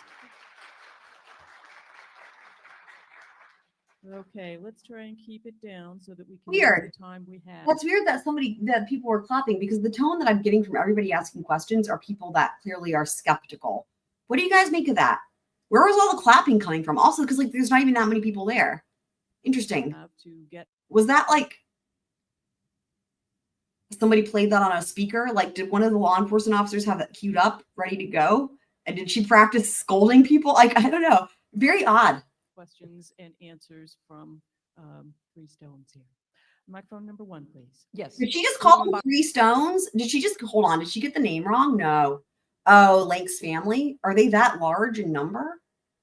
Oh my God, I recognize her from the select board meetings. Oh my God, hold on. I want to hear her mess up their name again, because I think she did, and that's kind of insane. Try and keep it down so that we can use the time we have to get questions and answers from Three Stones here. Yep, she certainly did. Wow. Wow, she got the name wrong. Microphone number 1, please. Yes, Rita Lombardi, Canton resident. Fuck yeah, I had Rita, get it. notifications on my phone and they just disappeared. I don't know why, but they did. So anyways, I'm just going to wing it here. I think they got inverted somehow. I don't know. But anyways, Oh, I shit. appreciate the report that you guys have done. I appreciate you coming here. I appreciate, the report. I think a lot of it sounded reasonable to me. Some of it sounded lenient to me. And, one of the questions I have. I appreciate, you guys probably all know her, right? She's awesome, very fired up, as one should be. I appreciate that she said some of it sounded reasonable. I think that's a really good way to start, because it makes it seem like she's not unreasonable. She's appreciating that some of it, seemed reasonable, which is a good thing to start with, I think. People on Twitter are saying that the McCabe's, Lanks, and other related families and friends were the loudest in the auditorium. Also, that people who support Karen in Canton are generally in fear. Interesting. Yeah, I appreciate that. I actually don't use Twitter, so I appreciate any input that is from like things like Twitter where I have no idea. This is a plan, and I appreciate changes were made in the moment. That's wonderful. What plan is in place to make sure that there is ongoing evaluation and remedy? A good things that are question. going awry, and who's in charge of that? Yeah. And how is that communication process going to work? Well, that would be incumbent upon the town administrator, the select board, and the chief to all be on the same page. We made some recommendations. The chief and her command staff, and by the way, they have a Interesting that now they both are encroaching. I bet the dude with the weird haircut followed the other dude's lead. Interesting. Wow, that's disturbing, isn't it? They must have had a heads up ahead of time. Having said that, they also said they did watch some of the select board meetings, so they might already know who she is. But you know what is awesome? She's not going to be intimidated by this at all. very good command staff. Patty and Tommy, they know what they're doing, as well as the other 3 lieutenants that we have had a lot of interaction with over the last 4 months. We've made some recommendations. She's already implemented some of those changes. She's in the process of completing the rest of them. She reports directly to Charlie Duty, and the recommendations that she's already implemented, the ones that she's in the process, that's between her and the town administrator. Okay. Sure. One of the areas of the scope of work asked us to speak about evaluations. So your chief, evaluates your deputy chiefs or has the ability to, and your town administrator, as a direct report for your chief, should prepare an evaluation for the chief to be reviewed by the town select board. So everybody is held accountable. And as far as our documentation practices and some of these recommendations, if they're done, they speak for themselves. So you as a citizen and or Ms. Boyden or whoever as a select board, if they request this information, it should be able to be produced. We have learned over the last couple of years that we really don't have a performance management process. And that, I think, is a major contributing factor, because if you don't hold people accountable, then how are they ever going to know what they need to do and need to do better? That's fair. Yeah. And I know that you interviewed some people, and look, the death of John O'Keefe was tragic. And the way that investigation was handled and mishandled is why we're all here. And people are accountable to follow procedures, whether they're trained or not. And this is exactly why I asked the question about the audit going back to 2015, because my mind was like, yeah, the reason they're all there is because of what happened with John O'Keefe and with Sandra Birchmore, I would imagine, right? And so going back 5 years, or well, like 8 years? I don't know, 2015, it just seems like that's why I was asking the question, like, did they just do that so that their odds could be better when they averaged it out? I'll be honest, I don't remember exactly the dates for Sandra Birchmore, because when you cover a lot of cases, there's a lot of dates in your head, and I don't remember that. So, but I feel like it wasn't more than 5 years ago, right? Y'all let me know in the chat. Because I'm curious, like, I guess you guys were saying, though, they hadn't had one in a long time. So I guess that's why. But I mean, the thing is, like, if the townsfolk are asking for it and they're the ones that are paying for it, and they're like, it's because of these cases, I don't know. It's just still, I don't know, interesting. How long is he going to talk? Until he uses, right, all her time. Yeah. Think that somebody trained, they're trained in crime scene investigations. You don't have to be trained. All you have to do is watch TV, and we know the basic 101 of crime scene. And I know I'm just making a joke. But I understand. We know how to ride a bicycle. If we're Sure. trained to do something, just like the pilot when the Hudson, Miracle over the Hudson, he was trained to do what he did, but it doesn't happen all the time. But when it happens, you need to pull up those resources and do your job. Okay, And when you ma'am, jump, I'm going to stop you there. Because we have your question, absolutely, about the recommendations. And I will say that any implementation of she didn't use up her time, though? not on our agenda today. Today's agenda is about the report, the methodology of the report, the findings of the report, and specifically what. What is how they go back to home base, though? That's disturbing as fuck. They go back? That's that's worse. Like, why, dude? Thank you, Ms. Moderator. They go back. Murphy, Canton resident. I want to preface by saying that I was one of the citizens that signed the initial petition that led to the special town meeting where this audit was authorized, and I voted for the audit. But I did this mainly because I viewed an unbiased audit as potentially the only way to renew the trust between the police department and the citizens of Canton. Trust is the key element and overall goal of why most people voted for the audit. Five Stones even stated this in their report by saying, quote, "A relationship built on trust and confidence between the employees of the police department and the citizens of the community is crucial for achieving law enforcement goals," end quote. Many town members have been calling for a meeting like this to speak about the issues and ask questions.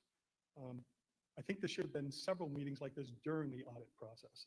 That would have allowed members of the town to be able to speak to it. There didn't seem to be a formal process for that. I attended all the audit meetings, and I knew of no way to reach out to you. It's a great apparently point that he's didn't care making. about, or they just took it upon themselves to do so. So I think the Five Stones missed a key part of the process to help us reestablish trust in the Canton Police. That said, I would like to ask questions of the Wait, audience. may I address that right there?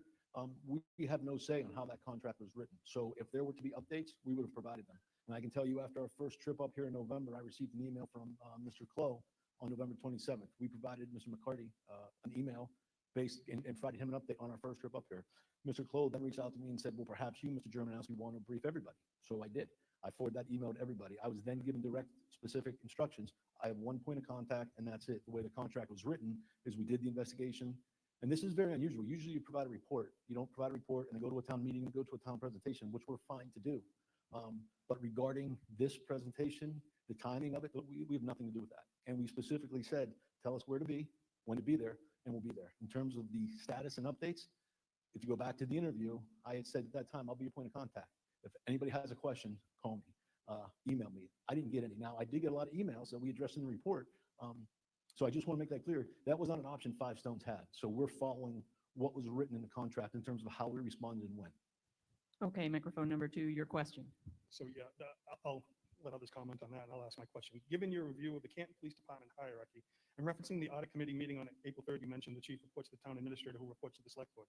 And in your presentation today, you stated our bylaws designate the select board as the police commissioner. So as part of your review, did you consider the hierarchy of the police chief above the police chief? And I ask because the select board has repeatedly been referenced by people in town as the police commissioners or police superintendents, and they have stated they do not tell the police how to do their job. Whoever is responsible, given the managing person or body, would rarely have detailed knowledge about policing. I have some related questions for this. For a town with a structure like Canton, is this the best hierarchy for us to have for the police? Or who would you recommend serve as police commissioner or police superintendent? And what responsibilities should the person or body in this oversight position be expected to do in terms of setting policy and direction, overseeing operations, managing resources and strategy, and setting expectations for leadership? First of all, thank you for the question. It's a very long question. It's a multi-faceted question.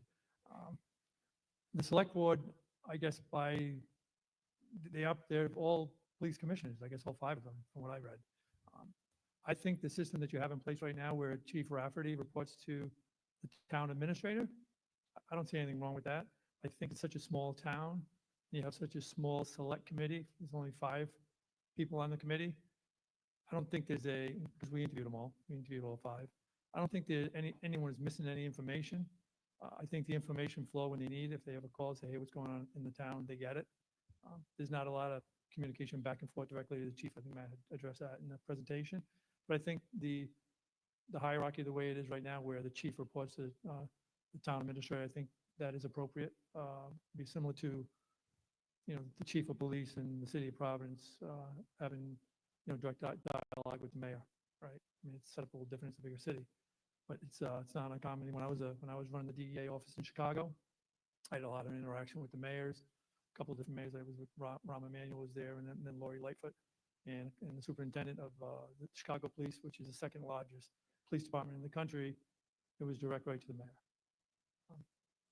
If an alderman called the superintendent of the police, I think there's about 50 aldermen in the city of Chicago, he would pick up the phone. So I think the way it's set up right now is appropriate, if that answers your question. Thank you. We'll go now to microphone number 1. And I do see you over there at microphone number 3, but we're going to take some more questions from Canton residents first. Go ahead. Hi, Brenda Sweeney, Canton resident. On page 174 of your report, you say, we have no information that would indicate any involvement with a member of the Canton PD as it relates to town meetings, petitions, and elections, or in using municipal resources in anything other than an official capacity. So having said that, how do you explain an officer of the Canton Police Department visiting one of the petitioners or confronting them, asking them where they signed the petition, who was the person that asked you to sign it, demanding names of other people who gathered signatures, and stating that he was investigating a very serious crime. How is that not interfering with the petition? Because he's investigating a crime. So there was an allegation made, Ms. Sweeney, there was an allegation Doesn't made. that go to the election committee? No, Doesn't that go to the state? it's a crime. But that's what the police department does.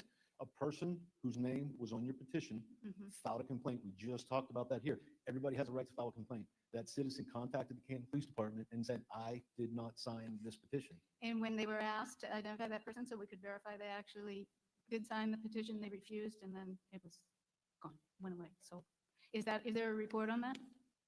I don't know. I'm sure you could FOIA that, but what I can tell you is, and I don't say that in a smart aleck way, 206 pages, we know this material pretty well, but what I can tell you, that specific incident was the result, that was an investigation as a result of a citizen's complaint. So we had just met with the command staff of the police department and said, you have to respond to a citizen's complaint. You don't arbitrarily sweep them away. So I wouldn't call that misconduct or interference. I would call that a police officer doing their job. Thank you. We'll go to microphone number 2. Susan Harrington, Canton resident. I have a few comments that lead to an important question. Thanks to the entire Canton Police Department for their cooperation and commitment throughout this process. Additionally, thank you to the Audit Committee, Five Stones, the petitioners, and every resident whose support made this effort possible. This is an important step toward healing divisions in our community and rebuilding trust. It highlights what we are doing well and where we can do better with ways to make meaningful investments in our police department and strengthening communication. Our public safety personnel put their lives on the line every day, and we owe it to them to invest in the best training, resources, and leadership possible. You've identified the need for additional training, enhanced communication, and clearer policies to help officers do their jobs more effectively, steps that I fully support. At the heart of public safety is public trust. You have identified issues in the relationship between the police, the town administration, and the community, and given us a door to rebuild and strengthen it.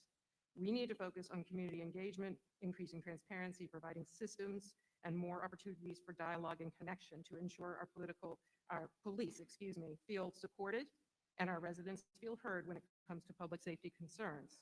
Though beyond the scope of your work, I can tell you that police officers are not the only ones being harassed in this community.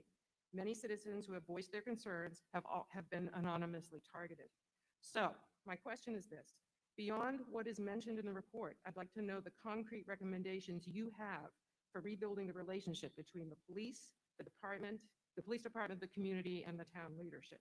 Specifically, would you tell us what's worked well in other communities with a similar breakdown of trust? Thank you. I think the community policing models, it started in 1992, so I'm dating myself, when Bill Clinton was the president. That's when he rolled out, that's when community policing really got some traction with small towns, major cities all across the country. I think Canton, the town of Canton is kind of already set up that way. I think these 2 unfortunate, awful, tragic deaths have obviously put a spotlight on this great small town. And I would just say community policing, keep the dialogue going. I think the select board and the town administrator and the town, because you're such a small town, it's only 25,000 people, just have engagement, have ride-alongs. I remember when I was a young patrolman, they'd call me in at 7 o'clock at night, and next thing I know, I get Senator Chafee's chief of staff riding with me for 4 hours. Start something like that. You want to learn about policing? Have ride-alongs. Hey, here's what we do from 3 to 11. Here's what we do from midnight to 3 a.m. Break some ground that way. But it's a two-way street, right? So listen, you got really good young cops. You get some really good leaders in the department, and I think you have some good leaders in the select board, and you got a good town administrator. I mean, we probably spent about 35 days in town over the last 4 months, so we know the town. I know New England well. I grew up here, but I think keep driving home the community policing. It's not going to be something where any of your patrolmen or any of your leaders are going to back off them. I think they would embrace it. So if that answers your question. The problem with that is it's not very scalable. And it just is a civilian advisory board, something that you have found to be useful? This town doesn't need a civilian advisory board. You probably have, like Matt had described, we went back to 1991 on complaints. There were 75 complaints. Every complaint that we looked at was addressed, positive or negative, where an officer received some time off or there was some counseling and demotions. There's not a need for it. You don't have that type of activity going with the cops. You get some good police officers. Listen, they're going to make a mistake. I make mistakes every day. I'm sure everyone in here does, but a civilian review board is not something this town needs. Thank you. We're going to go to microphone number 1 now. Jim Leonard, Canton resident. On page 104 of the audit report, where it talks about the case file audit of damage to a house under construction, there's a sentence that reads, "We found prosecution was declined by the Massachusetts Environmental Police." I'm wondering what they had to do with that incident. I know that because I wrote that. I reviewed a document from the environmental police that were brought in. Chief of police brought them in because of the, I think it was a dead rabbit that one of the kids was kicking around in the house. That's why they were brought in, because I think they wanted to see if there was going to be a prosecution, if they could actually charge the person responsible. And that's what that was what was noted in the report. Some with what? I guess killing the rabbit. Police? They have the jurisdiction on that, yes. I guess animal death in the. I thought they have to do with watercraft and recreational vehicles and ATVs. I'm just telling you what I read. There was a declination from that department from. Oh, I see. In some Canton police report. In the documents from that incident from the house party. What document? There was police reports. Okay, that's what I asked. Okay. Police reports, and there was a letter from that agency that they were declining prosecution on the individual that kicked the dead rabbit inside the house. I see. Okay, thank you. And I just have one more question. Can you please post your PowerPoint slides to the Canton website? When you hear dead rabbit, is anyone else? I think we're going to do that. After tonight, we're going to provide that to the police. Is anyone else thinking of Gangs of New York when they hear dead rabbit? Please post your PowerPoint slides to the Canton website, probably like as a PDF. I think we're going to do that. After tonight, we're going to provide that to the police audit committee. Thank you. You're welcome. Thank you, and we'll go to microphone number 2. Cindy Thomas, Canton resident. You talked a number of times about, now I'm not going to get the word, corruption versus discretion. Thank you. I took advantage. When I was 17, I got stopped for a speeding ticket. The officer looked at my driver's license and said, "Oh, you're Roger Sorrell's daughter. Turn around, go back, and come back at the right speed." That was good. But the next kid who came down that street where the officer didn't know them may not have gotten the same break. And so my question about discretion isn't about any campaign, about any of the comments that have been made about that, but it's more about equity and how we make sure that our residents are treated in an equitable way, because, we have a limited number of officers. They're not going to know the parents of every kid who gets caught at, seasons, maybe lifting a candy bar. And so how do we make sure that that we have an equitable approach when we think about discretion with members of our community? Sure. And I think that's where I struggle when you talk about discretion and having so much of that be based on, the officer knows the family. They know that when that kid goes home, they're going to get. So this is a good question. ABC's docket is asking, will this get brought into the Carey trial? It certainly can.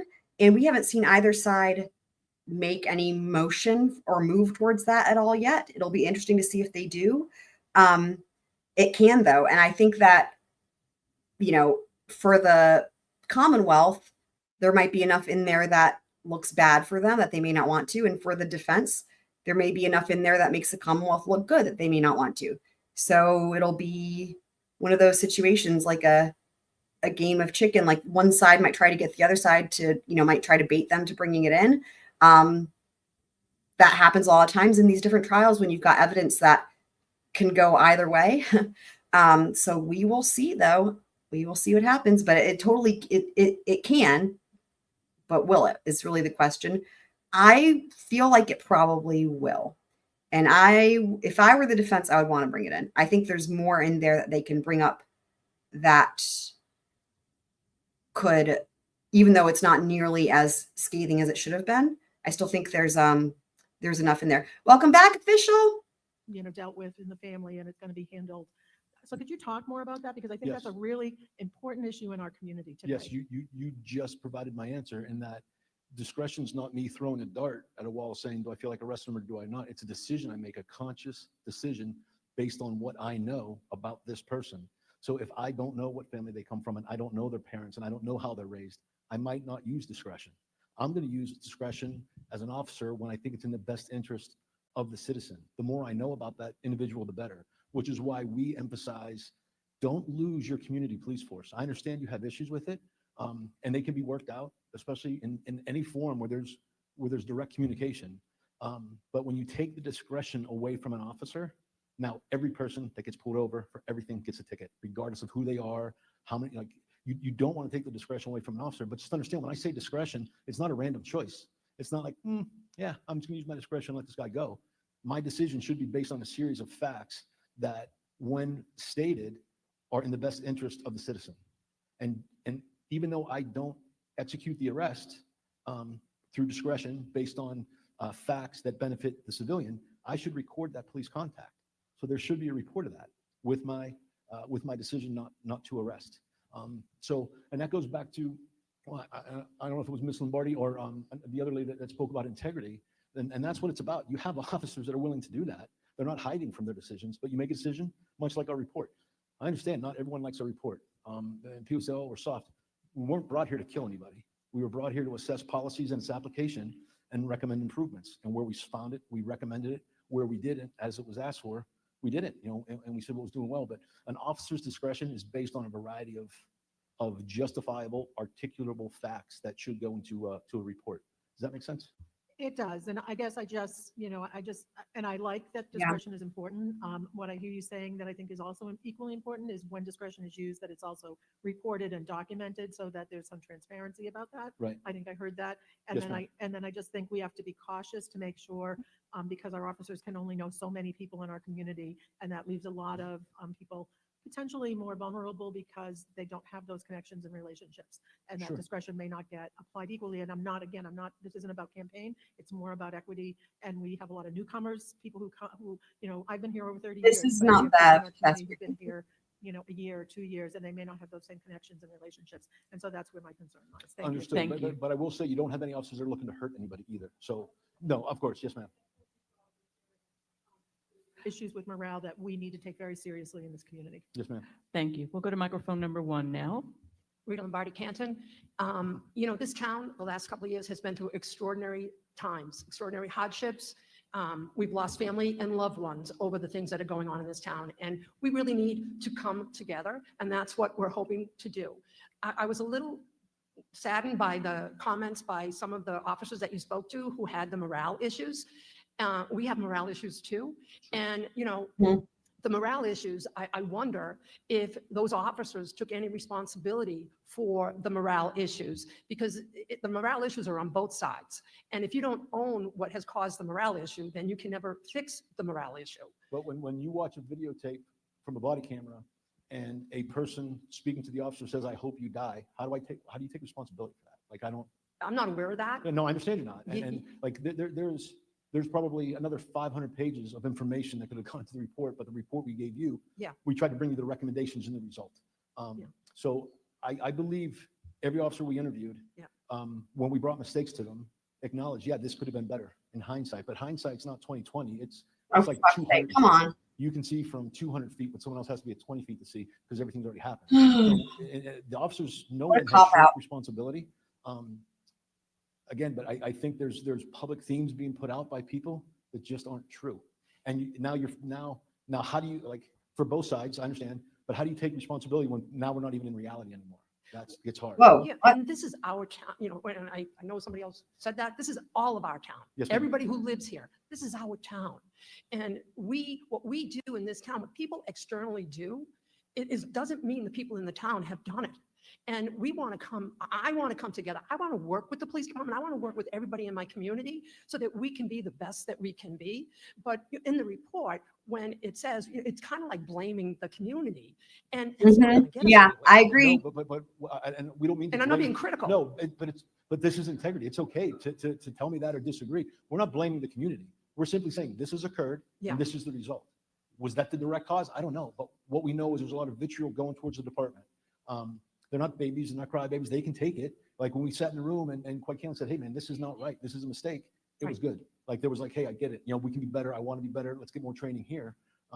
But it's just when things get so ugly both ways, that's where it breaks down. And go back to Ms. Harrington's. Welcome, statement. It's Happy gonna take Annie. communication in this kind of form. Now, is it public is the best way? I don't know, because I know there's people in this room that aren't happy with us. But our findings are the findings, and that's where we're Yeah, at. I So- appreciate your findings. Yes, I ma'am. absolutely appreciate your findings. And did you see any evidence of any corrective action? Like if somebody grossly, didn't perform their duties, was there documentation of corrective action? Because that's what we Yes, need. yes. So you did see that? I did on the spot. Yes. Okay, well, Yes, that's ma'am. good to know. Yes, ma'am. That's good to know. All right, Thank thank you. you. Yes, ma'am. And we'll go now to microphone number 2. My name is Jan Chamberlain, Canton resident, and I have not read the report, but I did have one quick question about an incident that also occurred in our town. Our chief of police accidentally hit a pedestrian in a crosswalk in Rentham. We my didn't really God. hear about it until Turtle Boy uncovered it, and we all know Turtle Boy. And I just have a question on the way that was handled by our chief of police and by our select board, and was that anything that you looked into? We spoke to the chief about that incident. She immediately notified her boss, who's the town administrator. Oh, boy. Where that went from there, did it get back down to the select board people? I don't know, but we had a long discussion with her about it. It's an ongoing civil litigation with the town. I don't think I Another should one. further comment on that because it's in litigation. I didn't read the report, and I didn't know if it was in there and There how was, you proceeded. there was nothing improper. She was driving her police vehicle. She just hit a pedestrian, that's all. Oh, God. home and there was an accident. Exactly. and Accidents we occurred read every day. Through Turtle Boy that it was reported to the Rentham Police. And we just talked about the word transparency and communication. And I think that's something that the town was looking for with that maybe the communication was more forthcoming from our select board or from our administrator. The second thing I would like to say is, it was a really close vote. We had a special town meeting. It was a matter of single digits and how the difference came out. We had a chair appointed to the audit committee who you worked with. I watched and attended most of those meetings and also the interview committee meeting with you in the library. We had a very acrimonious atmosphere on our audit committee. Now that the audit has taken place, what is the benefit to our town so that we can say, okay, there were pros and cons, people were for and against, it happened, it's over, we have the results. What is the benefit? How was it a positive to have the audit? I'll just go right off the top of my head with that. One, So before he answers, I'm going to answer Sunny Days' question. Did she get charged? It sounds like no. He said there's civil litigation. So that's not criminal charges. That's a lawsuit. So if there were criminal charges pending, I'm sure that would have been brought up. let's be honest. Felt it was very necessary to have. Audits are not bad. Right. An assessment of what you're doing and an evaluation of where you could do better, regardless of the profession, is never a bad thing. But I think if we're going to be candid, the audit may have morphed here because there was a strong sense or a thought of impropriety and conspiracy. So when you say, what benefit do you have from this audit? I can tell you, we saw zero evidence of corruption, conspiracy, cover-up, intentional manipulation of. Okay, folks, we can't hear the answers if you drown them out. Hang on, I just wanted to play this real quick. They don't even have evidence, let alone a preponderance of the evidence. There's no evidence of anything in this case. Intentional manipulation of evidence. And people say, well, how do you know? You don't have a crystal ball. I don't. But when you are in a field for 31 years and you look at an officer's actions, not based on what we know today, based on what they knew then, and then there's an assessment of were their actions reasonable, based on what they knew, based on the information that was out. Everything that happened was reasonable. Looking back, we could be better in some areas. We deviated in some areas, but there's no corruption. The second thing I can tell you is the recommendations we made, the majority of which were discussed with the police department before the report came out. Because again, as a town citizen, I would think you would be upset if we brought up the recommendations today for the first time. And I say, yeah, we observed this the first week of December. We've just let it continue for 4 months incorrect until today. So most of these recommendations have already been implemented. For example, the internal affairs recommendations, there have been 2 subsequent complaints since we've been here after we talked to the command staff and said, hey, there's a much better way to do this. And in fact, this should be done this way. Subsequent complaints were handled that way. And they were adjudicated and handled by the police department and documented properly where all the information exists. So in terms of crime scene stuff, changes have been made. Evidence kits have been purchased. Cars have been equipped. Cameras have been purchased. There's a plan to send guys to additional training in additional schools to handle this. And I'm hoping there's a thought amongst the town now that you want your police department involved and you're not going to recuse them. So looking back, what'd you get from the audit? I think you have a police department that's going to be better. They've made improvements. They've made enhancements. They're going to make additional training improvements. Hopefully you have a town staff that realizes there's budget issues that need to be addressed, and that's a town decision to allocate those monies. And as a town citizen, I was asked this the other night, do the residents of the town of Canton need to be afraid of their police department? No, you don't. So that would be my thoughts to you on what the takeaway from the audit is. Can I also just say, so for the people who voted for or against, it's time to give it a rest, that it's over. We did it.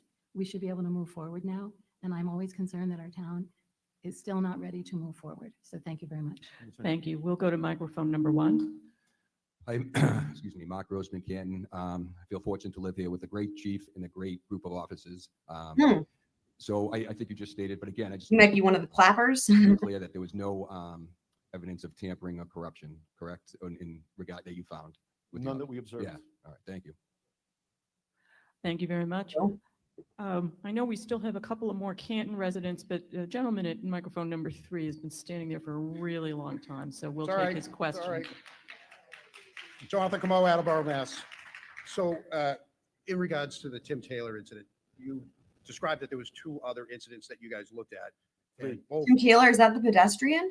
or 3, and they included where the dog got into the people's vehicles and they didn't know about it. Yes. Oh, maybe that's the bunny rabbit incident. Okay. This officer knowingly brought his dog to work, went on the clock, and normally would then bring it to doggy daycare. Was anything in the record of that he was spoken to about that habit of bringing your dog to work on hours and then bringing it to doggy daycare? Secondly, once that dog died and it's a crime scene, did they go through the proper investigation like they investigated the other scene, the other dogs? Did they document this? And it was 2 days later that they actually did the cleaning and signed off on it. And then it wasn't for another month that the town of Canton paid Thank you. for it. And then you said he did pay the town back. Do you know how much longer after the month later that the town paid for it that he did pay the town back? All right, so help me, John, so there's multiple questions there. So first question was, did they do any interviews or the process of him bringing his dog? So he doesn't normally bring his dog to work, which is what led to that tragic incident. Because when he got to work, it wasn't the normal course of business, if that makes sense. Thank you, Dr. Bob. Him having the dog that day was not in the normal course of his day. Wow. Nor is it something he's done on a regular basis, which is what led to that tragic event of him forgetting his dog. So you have that aspect into terms of like how it happened. Secondly, they did interview him. We read some stuff, but we didn't see the documentation like we would have wanted to see. But then we also interviewed Tim Taylor, and we also interviewed the other officers involved in the department. And it's our feeling that, yeah, it was a horrible accident. And this guy is still crushed to this day. So during our interview, which was probably a month and a half ago, him being forced to talk about this still brought him to tears. So I'm just stating facts, however you want to interpret them. So yeah, I have a clear, unquestioned knowledge that it was a horrible, horrific accident. And he should not have been charged because it's destroyed his family. But wouldn't that have been He's not answering the question. Wouldn't that have been the prosecutors and the judges' determination, not the Canton Police Department? Did you say discretion and that certain crimes, there's certain levels, and in Massachusetts, there is a chapter on that. Right. So then when they reach out to animal control, that falls into the animal control side. Now you have a series of events where the chief wasn't in town, and your animal control officer also wasn't in town. So you had an assistant and a backup in both positions. What I can tell you is the decision to prosecute was not made, and that was consistent with prior cases where declinations were received. The weird thing about the prosecutorial offices, you don't get, like in the federal system, you get a very clear declination. So if I arrest you, I call the U.S. attorney and I say, this is what I got. They will say, no, we decline prosecution. They give me a document saying that. It's not how it works in Massachusetts. I think the second question was about whether there was a crime scene and protocols should have been observed. And then how long after was it paid back? It was paid back. It was significant time. I think it was something that the payback had occurred while we were here, and it was brought out. But again, you're talking about $739, I think. So Plus the $3,000 for being off duty. well, you paid 4 times that to an officer that you There's put. separate incidences. I'm only focusing But on what this. I'm saying is that administrative leave is not out of the. It wasn't out of the realm of administrative leave, person. it was sick pay. Well, that's the officer's money. That's his sick pay. He can use that. But then there was anytime he's hours sick. that he wasn't there for. So was this all documented? Well, the hours are put in on leave slips, and if someone's sick, like I earned my sick time. So No, I'm talking about the. Why are you talking about you, dude? other hours that he did. So The there was sick- administrative leave? There was sick pay, and then there was time that he was on the books for, that he wasn't there. Yeah, so I looked at it. So there was 4 days of administrative leave. I like which is at the this too. discretion of the chief, which I would do anytime I have an officer in a traumatic event. And then at the end of those 4 administrative leave days, he chose to use sick time because he had a little girl and a wife who was also brokenhearted. So he used sick time. In terms of the crime scene, yeah, you could call the car a crime scene, but there's no question on what happened. So I in terms of the ability to clean that car or what do you want to call it? Like, there's no question on what occurred there. You know, Okay, yeah, no, yeah. good. So just to be clear, it happened in 23, but he didn't pay it back until you guys got here, and it was already brought up, right? It was paid back when it was discovered. We knew about the incident, and then being paid back was brought to our attention. You're not answering the So I don't know question. exactly when it When? was paid back. I don't. You guys got here in November? Yeah, it was sometime between November and today. But what I can tell you is, and this is up for you to decide. So when we look at that and you think, okay, is this something that's devious? Well, if it's devious, I'm not going to employ a company and then pay with public funds if I'm trying to hide something. I'm not going to have my police department pay a my God. receipt and create a record of that. So thank you. Yes, sir. He's giving them tips for how to get away with it next time. Thanks. We'll go now to microphone number 1. Okay, we're going to take a little break from this maddening madness, and we're going to take a look. For anyone who didn't see it, even if you did, it's worth it. This will give us all a good laugh. Let me just unshare, reshare. So shout out to the scroll crew for being amazing. Okay. Hold on my banner. Happy Annie. Can I take sick leave when my cat dies? Good to know. Right. I wonder if 100 years from now, there will be a crew just like us watching this. Probably.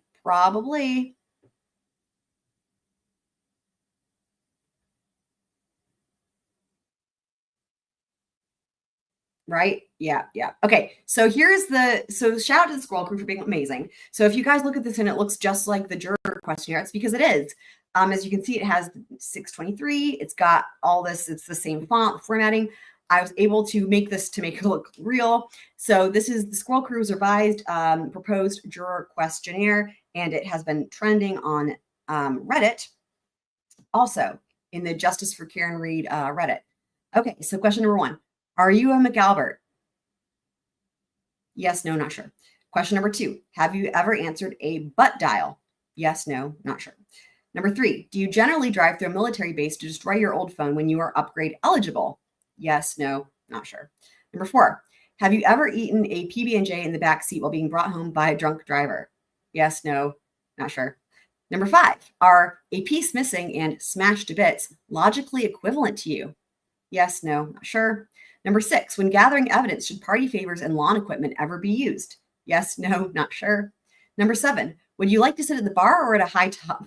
Yes, no, not sure. Number 8, do you have a problem with people wearing shoes in the house? Yes, no, not sure. Number 9, when publishing a Lallyport video, is it always correct to flip it and reverse it? Shout out to Missy Elliott, side note. Yes, no, not sure.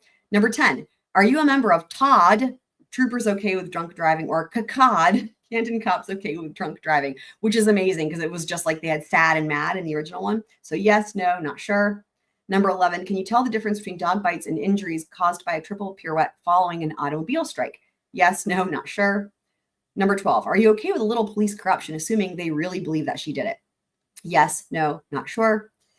13, who, if anyone, was driving the ambulance? Yes, no, not sure. Number 14, have you ever spent more than one night at Bev's Cape House? Yes, no, not sure. So there you go, guys. I think I did put this in the Discord as well, but I thought it would just be fun to take a look at. This is brilliant. Y'all are awesome. Huge shout out for DSN who got started with these, and then other folks started chiming in. Love y'all. Yes, no, yes, I wish. No, which one is I wish? I guess that's for, oh, no, yes, no. I wish is the PB&J. I figured when I saw I wish, I was like, oh, that's the PB&J. That's really funny. And then we have not sure who, if anyone was driving the ambulance. And then I wish. That's hilarious. That's hilarious. Love it. Oh my God. Yeah. So Scroll Crew is the best. That's why I love you guys. Also, there was a moment there. I didn't want to interrupt the questioning and whatnot, but there was a moment where in the answer, if you will, from the bald dude, he said something about, I wish I had a crystal ball. And immediately I was like, oh, is he saying that he would like a squirrely crystal ball?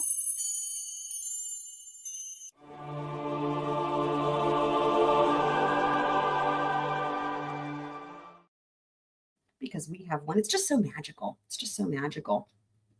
Okay, so now we will go back to the thing. Okay.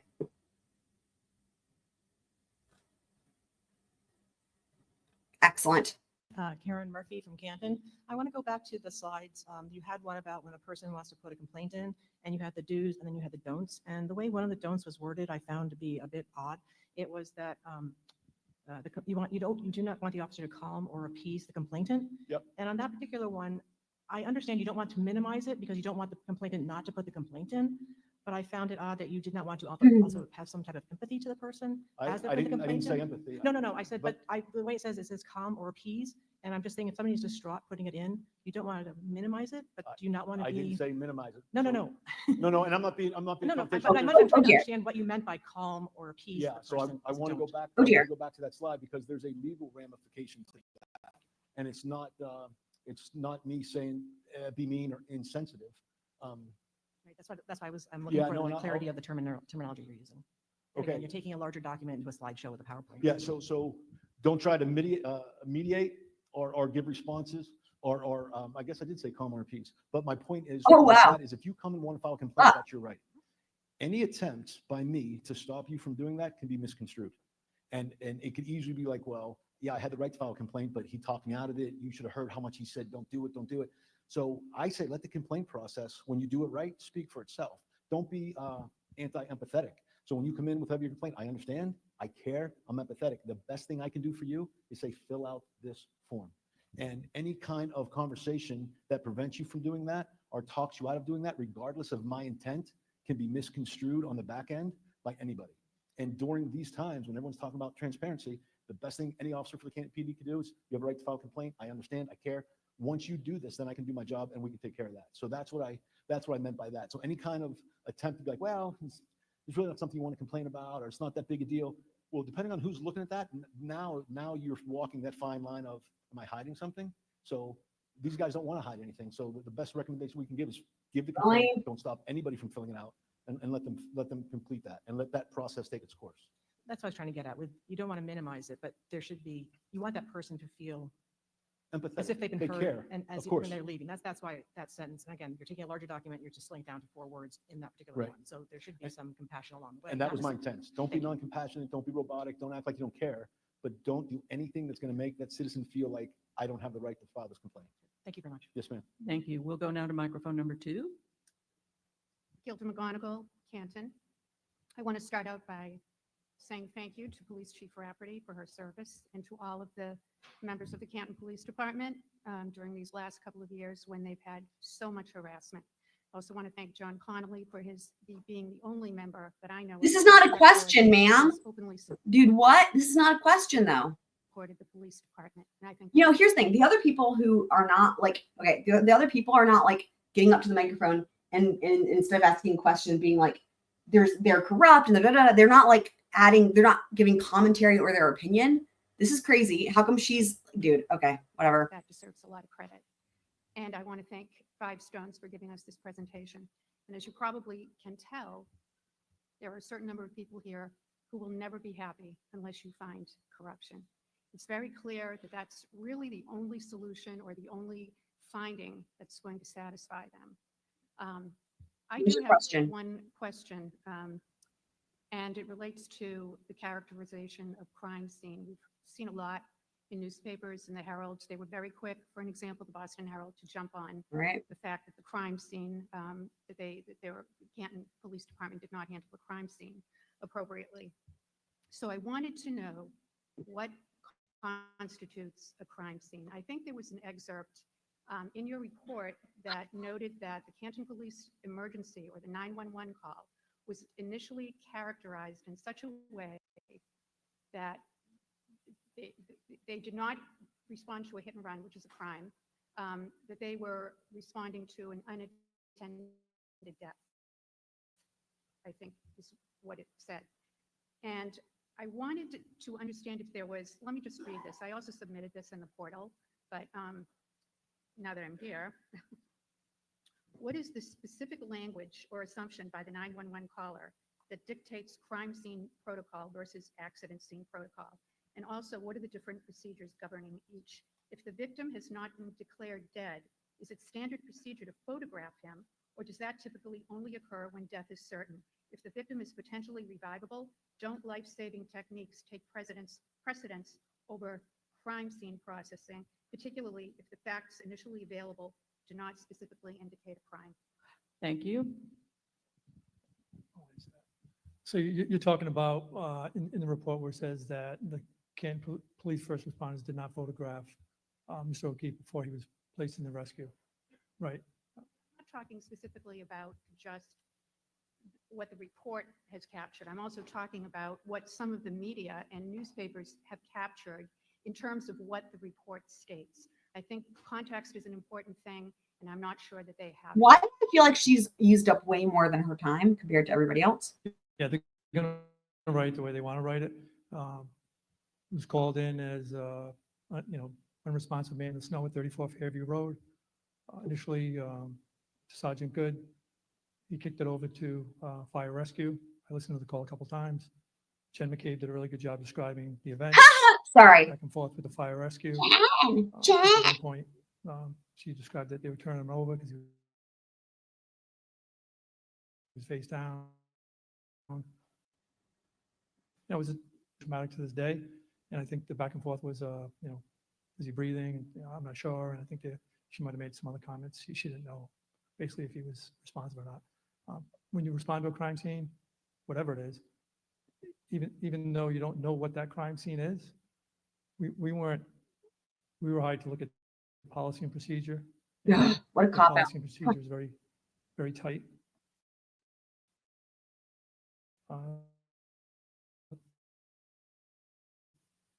What? It tells police officers what to do when they respond, photograph for the initial responder there, Steve Sarah. Isn't there always a lot going on, though? I think he tried to do the best Come he on. could before Fire Rescue showed up. So when you're a photograph should have been taken, but there are factors where you don't have time. If you're doing CPR and you're on top of somebody, and you're doing mouth to mouth, and you're the only police officer there, you're not gonna be able to do both. The point was that when they responded, they did not necessarily respond to a crime. They responded to a person who needed help, who needed Yes. medical assistance, and therefore taking. Leading question. It's not really a question. Probably wasn't. I mean, if this was, it'd be like objection counsel's testifying. If this was, if she's supposed to be asking a question, he's supposed to be answering. Anyway, whatever. Because the first thing that they wanted to do is render aid to that person. Okay, Yeah, that's first and foremost, but set that crime scene aside. You should, pursuant to your own policy and best standards, you should photograph all crime scenes, no matter if the person is alive or dead. Okay, microphone number pursuant to 2, you policy. are out of time, and we're going to go to microphone number 1 now. Yes, Sean Colburn. I have a couple questions. And what's your town, sir? Canton. Thank you. Oh, I the other remember night when you guys had met with the audit committee at Town Hall, there were some questions regarding the Lallyport video. Could you give us some insight on what Lallyport, transpired get it right.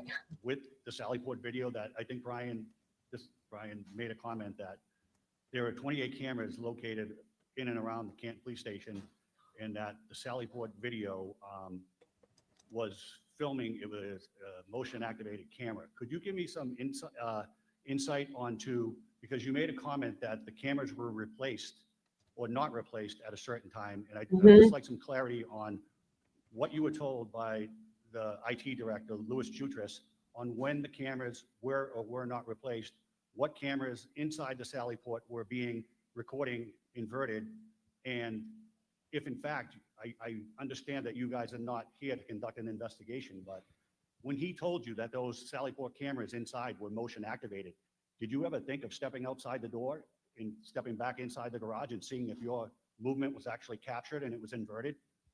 No to that question. I'll answer your other question. When we sat down with Specific with the dates on when IT Director Louis Jutras told you that the cameras were not to be touched by an authority, whether it was the Norfolk County District Attorney's Office, whether it was we Helena didn't Rafferty. ask him those types of questions. We asked him, how many cameras are there? in and around the Canton Police Department. He knew there was 28, most of which are analog. I think there's 2 IP cameras. We asked him regarding the mirrored camera. There's 1 mirrored camera inside the Sallyport number 3. There's also a couple other in the town. The Canton Police Department didn't go up there and hit mirrored 20 years ago when they installed the camera. We know that because we had a discussion about that. How is this not Cameras in figured? town that were installed by whoever installed them 20 years ago. And I'll answer your question again. No, when we met with him, we didn't walk downstairs from the conference room, walk into the Sallyport. Never heard of her. Was working. That Never wasn't heard in of the her. scope Is that work. her username? Further, we did not look at any videos from Karen Reed's vehicle when it was there from Right. January 29th to February 2nd. Wasn't in the scope of work. We're not there to review what was on the camera, what was on. Well done, official. Okay, Okay, you're actually out of time, and I asked one question. I don't think. Oh, Was I out of time? Was my 2 minutes up on a yeah, question? you were out of time. I'm so sorry. Well, you know. you know what it is? Exactly like I said, clearly she's not showing them the timer like they do when it's like, in an appellate court, for hearing for like oral argument, where they have the timer and you see the timer. She just tells people they're out of time and clearly it fluctuates. Really quick follow-up question. No, Go ahead. yeah, Vic. it is a follow-up question.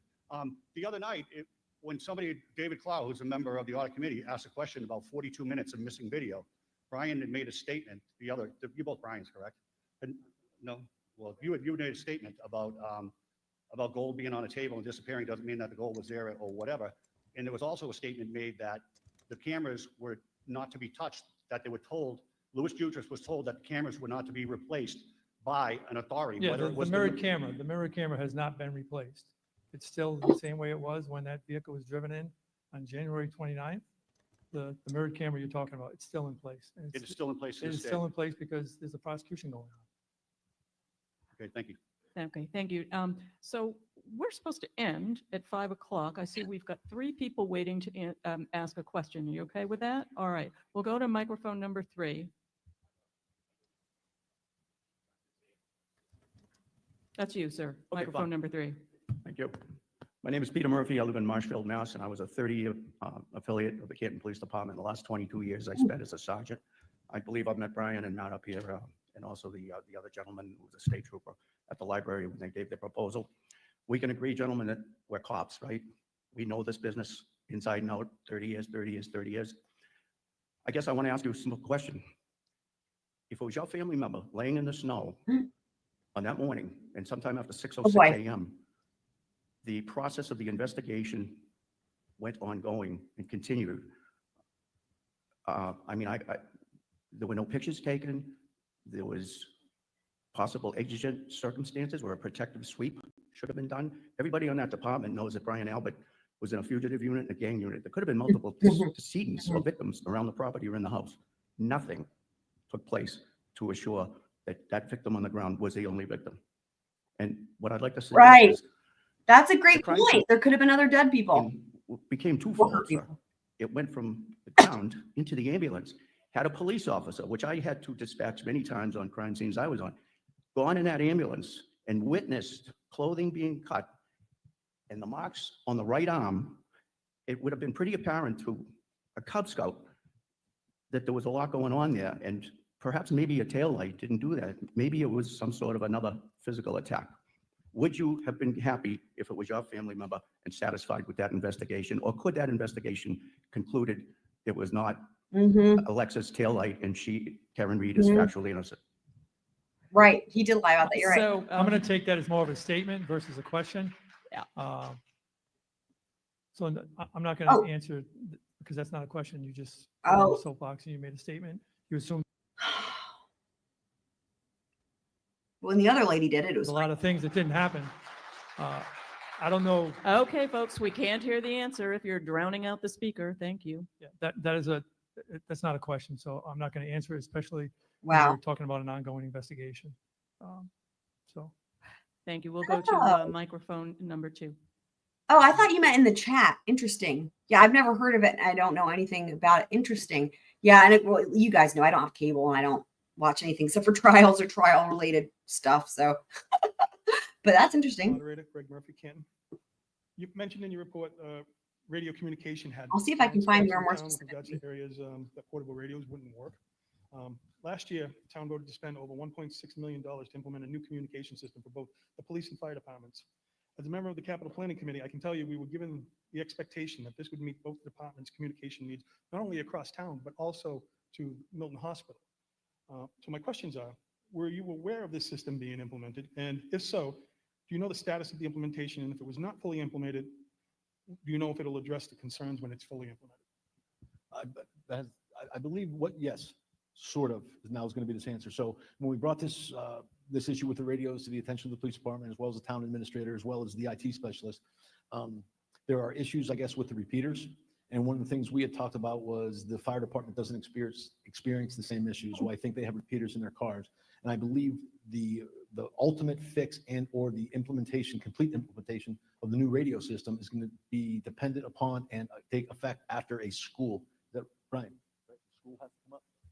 Yeah, so there's a new school that is approved for funding, and then the radio system goes into effect after that. New school to be built before they implement this new communication system? Yeah. The school will be built for several years. My understanding from discussions with the IT specialist, Lewis, is that they're going to be doing upgrades to all the different systems when the new school is built. We did bring that to his attention, so they're going to look to get maybe another repeater to rectify those dead zones. I'm sorry, I'm a little unclear how the school relates to this 1.6 million. I'm sorry, that actually is beyond the scope of the report for these guys also. It really is implementation that's for another meeting with another set of folks to answer that question. And looks like microphone 1, you get the last word. Is it still on? Still What? I'll just wait for them. I'm sorry? Okay. You can go. Okay, You can yes. go. Let him go. Yes, Go okay. ahead. Microphone number 2, we'll defer to you. Go ahead. My name is Kevin Flapp. I live in Middleborough. I've moved around quite a bit because I haven't been able to find a place in Massachusetts that's not rigged yet. Wow. I don't believe there is a town or a state. I worked in law enforcement. I'm retired from the MBTA. I worked on campus police departments. I'm not here to take sides for either person. I want to see justice. I was where Karen Reed was in 2016. Okay, that really doesn't have to do with this police audit report. Okay, well. You got a question about the police audit report? Wow. Well, if we don't have anything to hide, ma'am, you'd let me speak, and then I'll get to my point. Well, Because don't I have think anything to everyone in here is going to want to hear what I got in the mail. Oh. Okay? Does it relate to the police audit report, what you got in the mail? Well, indirectly, but I'm going to ask one question first that relates to the solo cups I'm going to put out to rest. Talk about a leaf blower. Can somebody explain that to me? Because I've never seen a leaf blower on a police cruiser before. Where did it come from? Do they carry leaf blowers? Was it electric or gas? And my God, it would make an awful lot of noise to use a leaf blower in the middle of the night. So could you please exploit yourself a little bit on that about the leaf blower? Because that, to me, is bizarre. So I think we covered the leaf blower in the main presentation. Is there Can you anything not to add? interrupt him and let him speak? I feel like Trump now. That's enough. Whoa. Is there anything to add to the explanation you gave? Okay, all right, thank you very much. We'll go to microphone number 1. Rita Lombardi, Canton. The performance of They didn't give him people. Look at this dude marching back over. Disgusting. Marching back over because she's taking, dude. Credibility. And if he just was up there the whole time and stayed there and didn't go back and forth, it would be way less weird for me. You mentioned earlier that there was someone who was put on paid leave over the summer for leaving his badge and gun and being out drunk. Okay. And then eventually they did the internal affairs investigation and he was suspended either 3 to 5 days. So when it's something like that, that seems so egregious to people, and then it appears he gets the summer off, that damages credibility. Did you get any insight as to why it took 3 months, why that person was given a 3-month leave over a beautiful summer? Well, one of the things I'd said was he shouldn't have, but it was outside sourced because the perception that the Canton Police Department can police themselves, the decision was made to take this investigation to an outside authority to conduct an investigation that should have taken a week. So that's why he's on administrative leave, because pending those findings, the most prudent thing to do is not to have him in the department should these findings come back more significant than what they're expected to. They did not. So then he came back to work after that. But aside from the administrative leave, that officer was put at a hardship financially. The department's put at a hardship financially, and the town. So that is why we recommend strongly not to outsource internal affairs investigations. Well, wait, wasn't he And then, paid though? Rita, wow, you're gonna be shocked when I say this. In my time overseeing the internal affairs process for DEA, probably suspended 130 guys for having a drink on the way home. It's not that egregious, man. It happens. Right. And what you Wow. hope is the officer will say, yeah, I stopped. I had a sandwich. I had a beer. And you say, well, you can't do that in your police vehicle. And you wear the suspension and everybody moves on. So in terms of like that act being a very egregious, alarming thing, it's Yeah. not. It shouldn't Well, happen. then why did he say that it was a financial hardship for the officer? That's dumb. So we have standards, but it's not something that from that internal affairs process where you say, hey, this guy stopped and had a beer on the way home. It's like 90% of America does that. But the problem is police officer can't do that in a police car. So Okay, so we're going to just make finish? that a wrap. He's answered your question. We're going to make that a wrap, and I'm going to let you know that there will be a Right. press conference for those of you who are in the press in the cafeteria immediately after this meeting. And I want to thank Five Stones and all of the people here They do. for coming out today, Okay, we're gonna listening go to and the press asking conference, questions. guys? Thank you all very much. Okay. Folks. I'm guessing this. All right. So I want to take just a few minutes to start out by clarifying some of the statements that were made at the last meeting. No, this is not the press conference.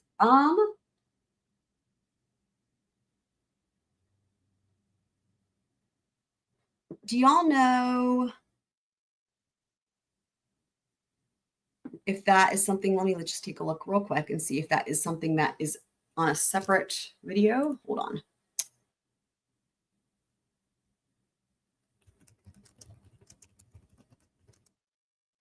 It's April 5th. By the way, for anyone who hasn't heard this already, we do have tonight our next members only live stream.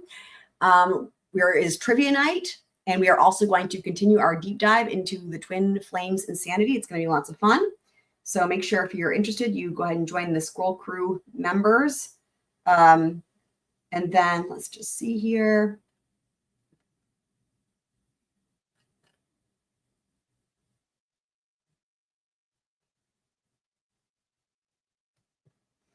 Let's see. Does anybody know? Has anyone seen it? The press conference? I figure probably some of you guys maybe have if it's available.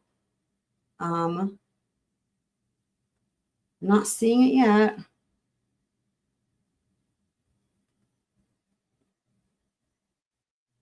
Right. Yeah, no, I just figured it would segue into the press conference, since it was supposed to be directly after in the cafeteria. I'm not seeing it.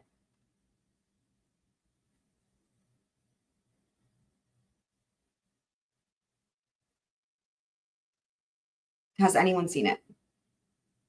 What I'll do is I'll go ahead and play the meeting while I'm waiting to hear back if anybody has seen it. I'm not seeing it though, which would be really dumb though, right? Like, why would the press conference not be like, you know what I mean?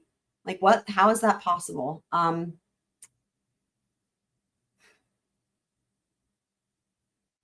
me just see if I need to be more specific.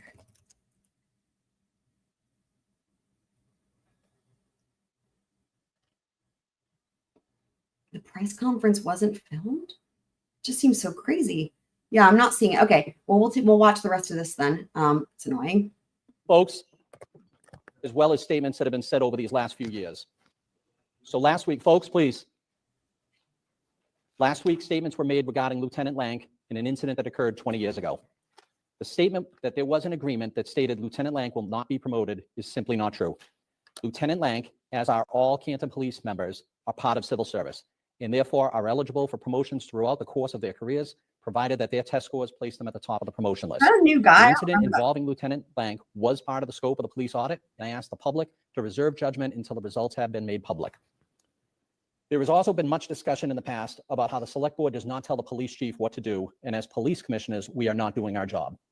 Since I was the one that said this statement twice, once during select board open office hours and once in a public meeting, I wanted to clarify these statements for the public. During the select board open office hours, I was asked where Canton Police was installing the flock cameras. When I said that I didn't know, I was asked, shouldn't I know where they were going? My response was, I don't tell the police how to do their job. Then a few weeks later, during an open meeting, it was raised that letters were This is mailed to so certain crazy, residents you in town, guys. and the select board was This is so crazy. This reminds me of like teenagers bickering. This is crazy. again asked if we had CPD looking into this. And again, I stated that we don't tell the CPD what crimes to investigate. This is insane. Yes, the select board are the police commissioners by town bylaw, but we do not have oversight into police I know you operations. now. Our job is to hire a police chief and provide the necessary resources and staffing to do their job effectively. Yes, sir. None of the members of this board have any training or background to direct the operations of a law Yes, sir. enforcement agency. Love you. Similarly, we are also the road commissioners, the cemetery commissioners, and the water and sewer commissioners. We would not presume to tell DPW how to engineer, construct, or pave roadways. Over the last few years, we have heard the terms moving Canton forward and how does Canton heal? In my opinion, one member, the way that we do this is we stop saying inflammatory statements and stop spreading misinformation. Simply because you read it online does not make it true, and because you say something does not make it true. We need to be respectful of each other, regardless of what you believe or think. I truly hope that regardless of what side of an issue you are on, you can respect those that do not share your opinions. And that is how we will move forward. All right, thank you, thank you. Crazy. All right, Mr. McCourt, start us off. So I guess so they're back in person. Interesting. I wonder what happened because I mean they were doing that virtual thing. Chairman, there is a authorization for the superintendent of schools to submit an accelerated repair program statement of interest form to the Massachusetts School Building Authority for the Dean S. Luce Elementary School, and we have superintendent with us. And Mr. Lynch. And assistant and superintendent. yeah. For real. Gentlemen, good evening. So we are very thankful to come before you tonight. We have an application for the statement of interest for MSBA. We are not building a new school. I want to be clear about that. We are building We are building a new school, not another new school. This application is for a different MSBA program, which is accelerated repair. The roof at the Luce needs attention.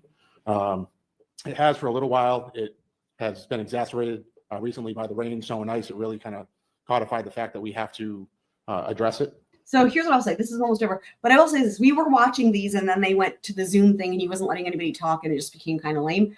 I guess if they're back in person, we can totally start covering these again. I had no idea.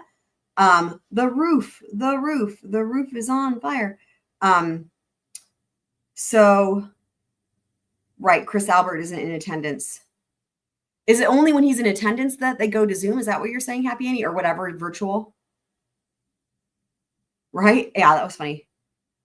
Totally agree. Town can't move on until the bad seed is flushed out like the public service. Literally, it's really funny that you're saying that because when he said the public services and then he said like the sewer, I'm like thinking, oh my God, the sewer. Like all these different things came to mind. I didn't say any of them, but Happy or Sunny Days, we're on the same wavelength with that one for sure.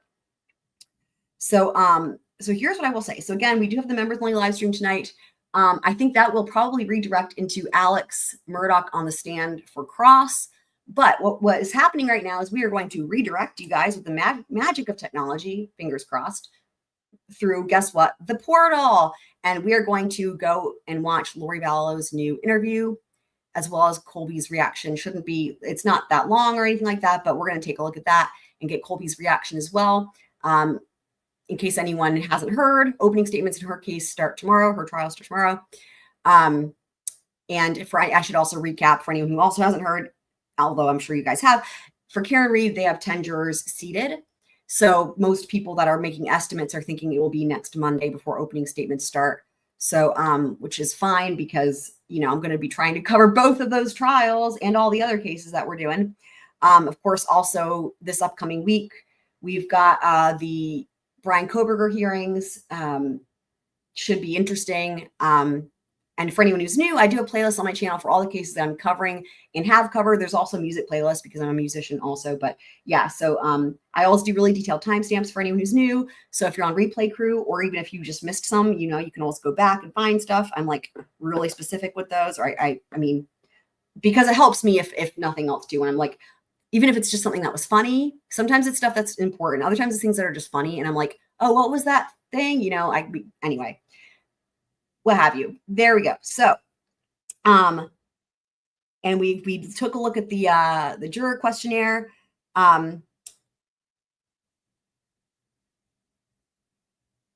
Oh, he happens to have gotcha. Okay, thank you, Happy Annie. Okay, so before we transfer over to Lori Value, we're going to close it out with an oldie but a goodie, our Get Low Canton Style music video, and then we will go ahead and transition into Lori Vallow. Do do do do do do do do do do do do do do do do do do do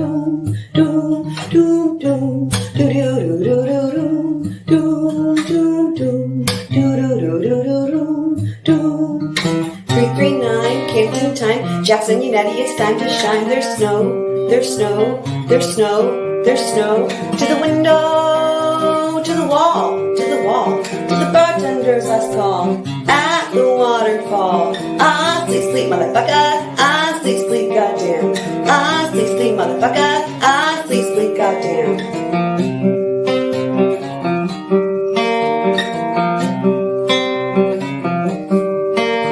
They'll crump and act and meet. Friends will be resting, they have too much drink in their minds.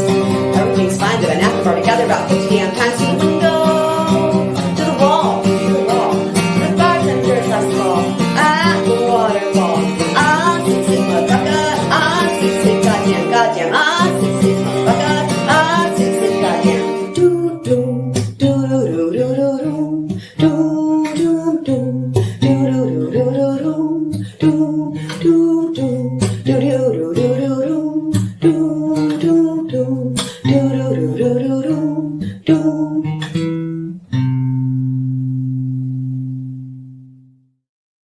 All right, love you guys, and I'll see y'all in a second.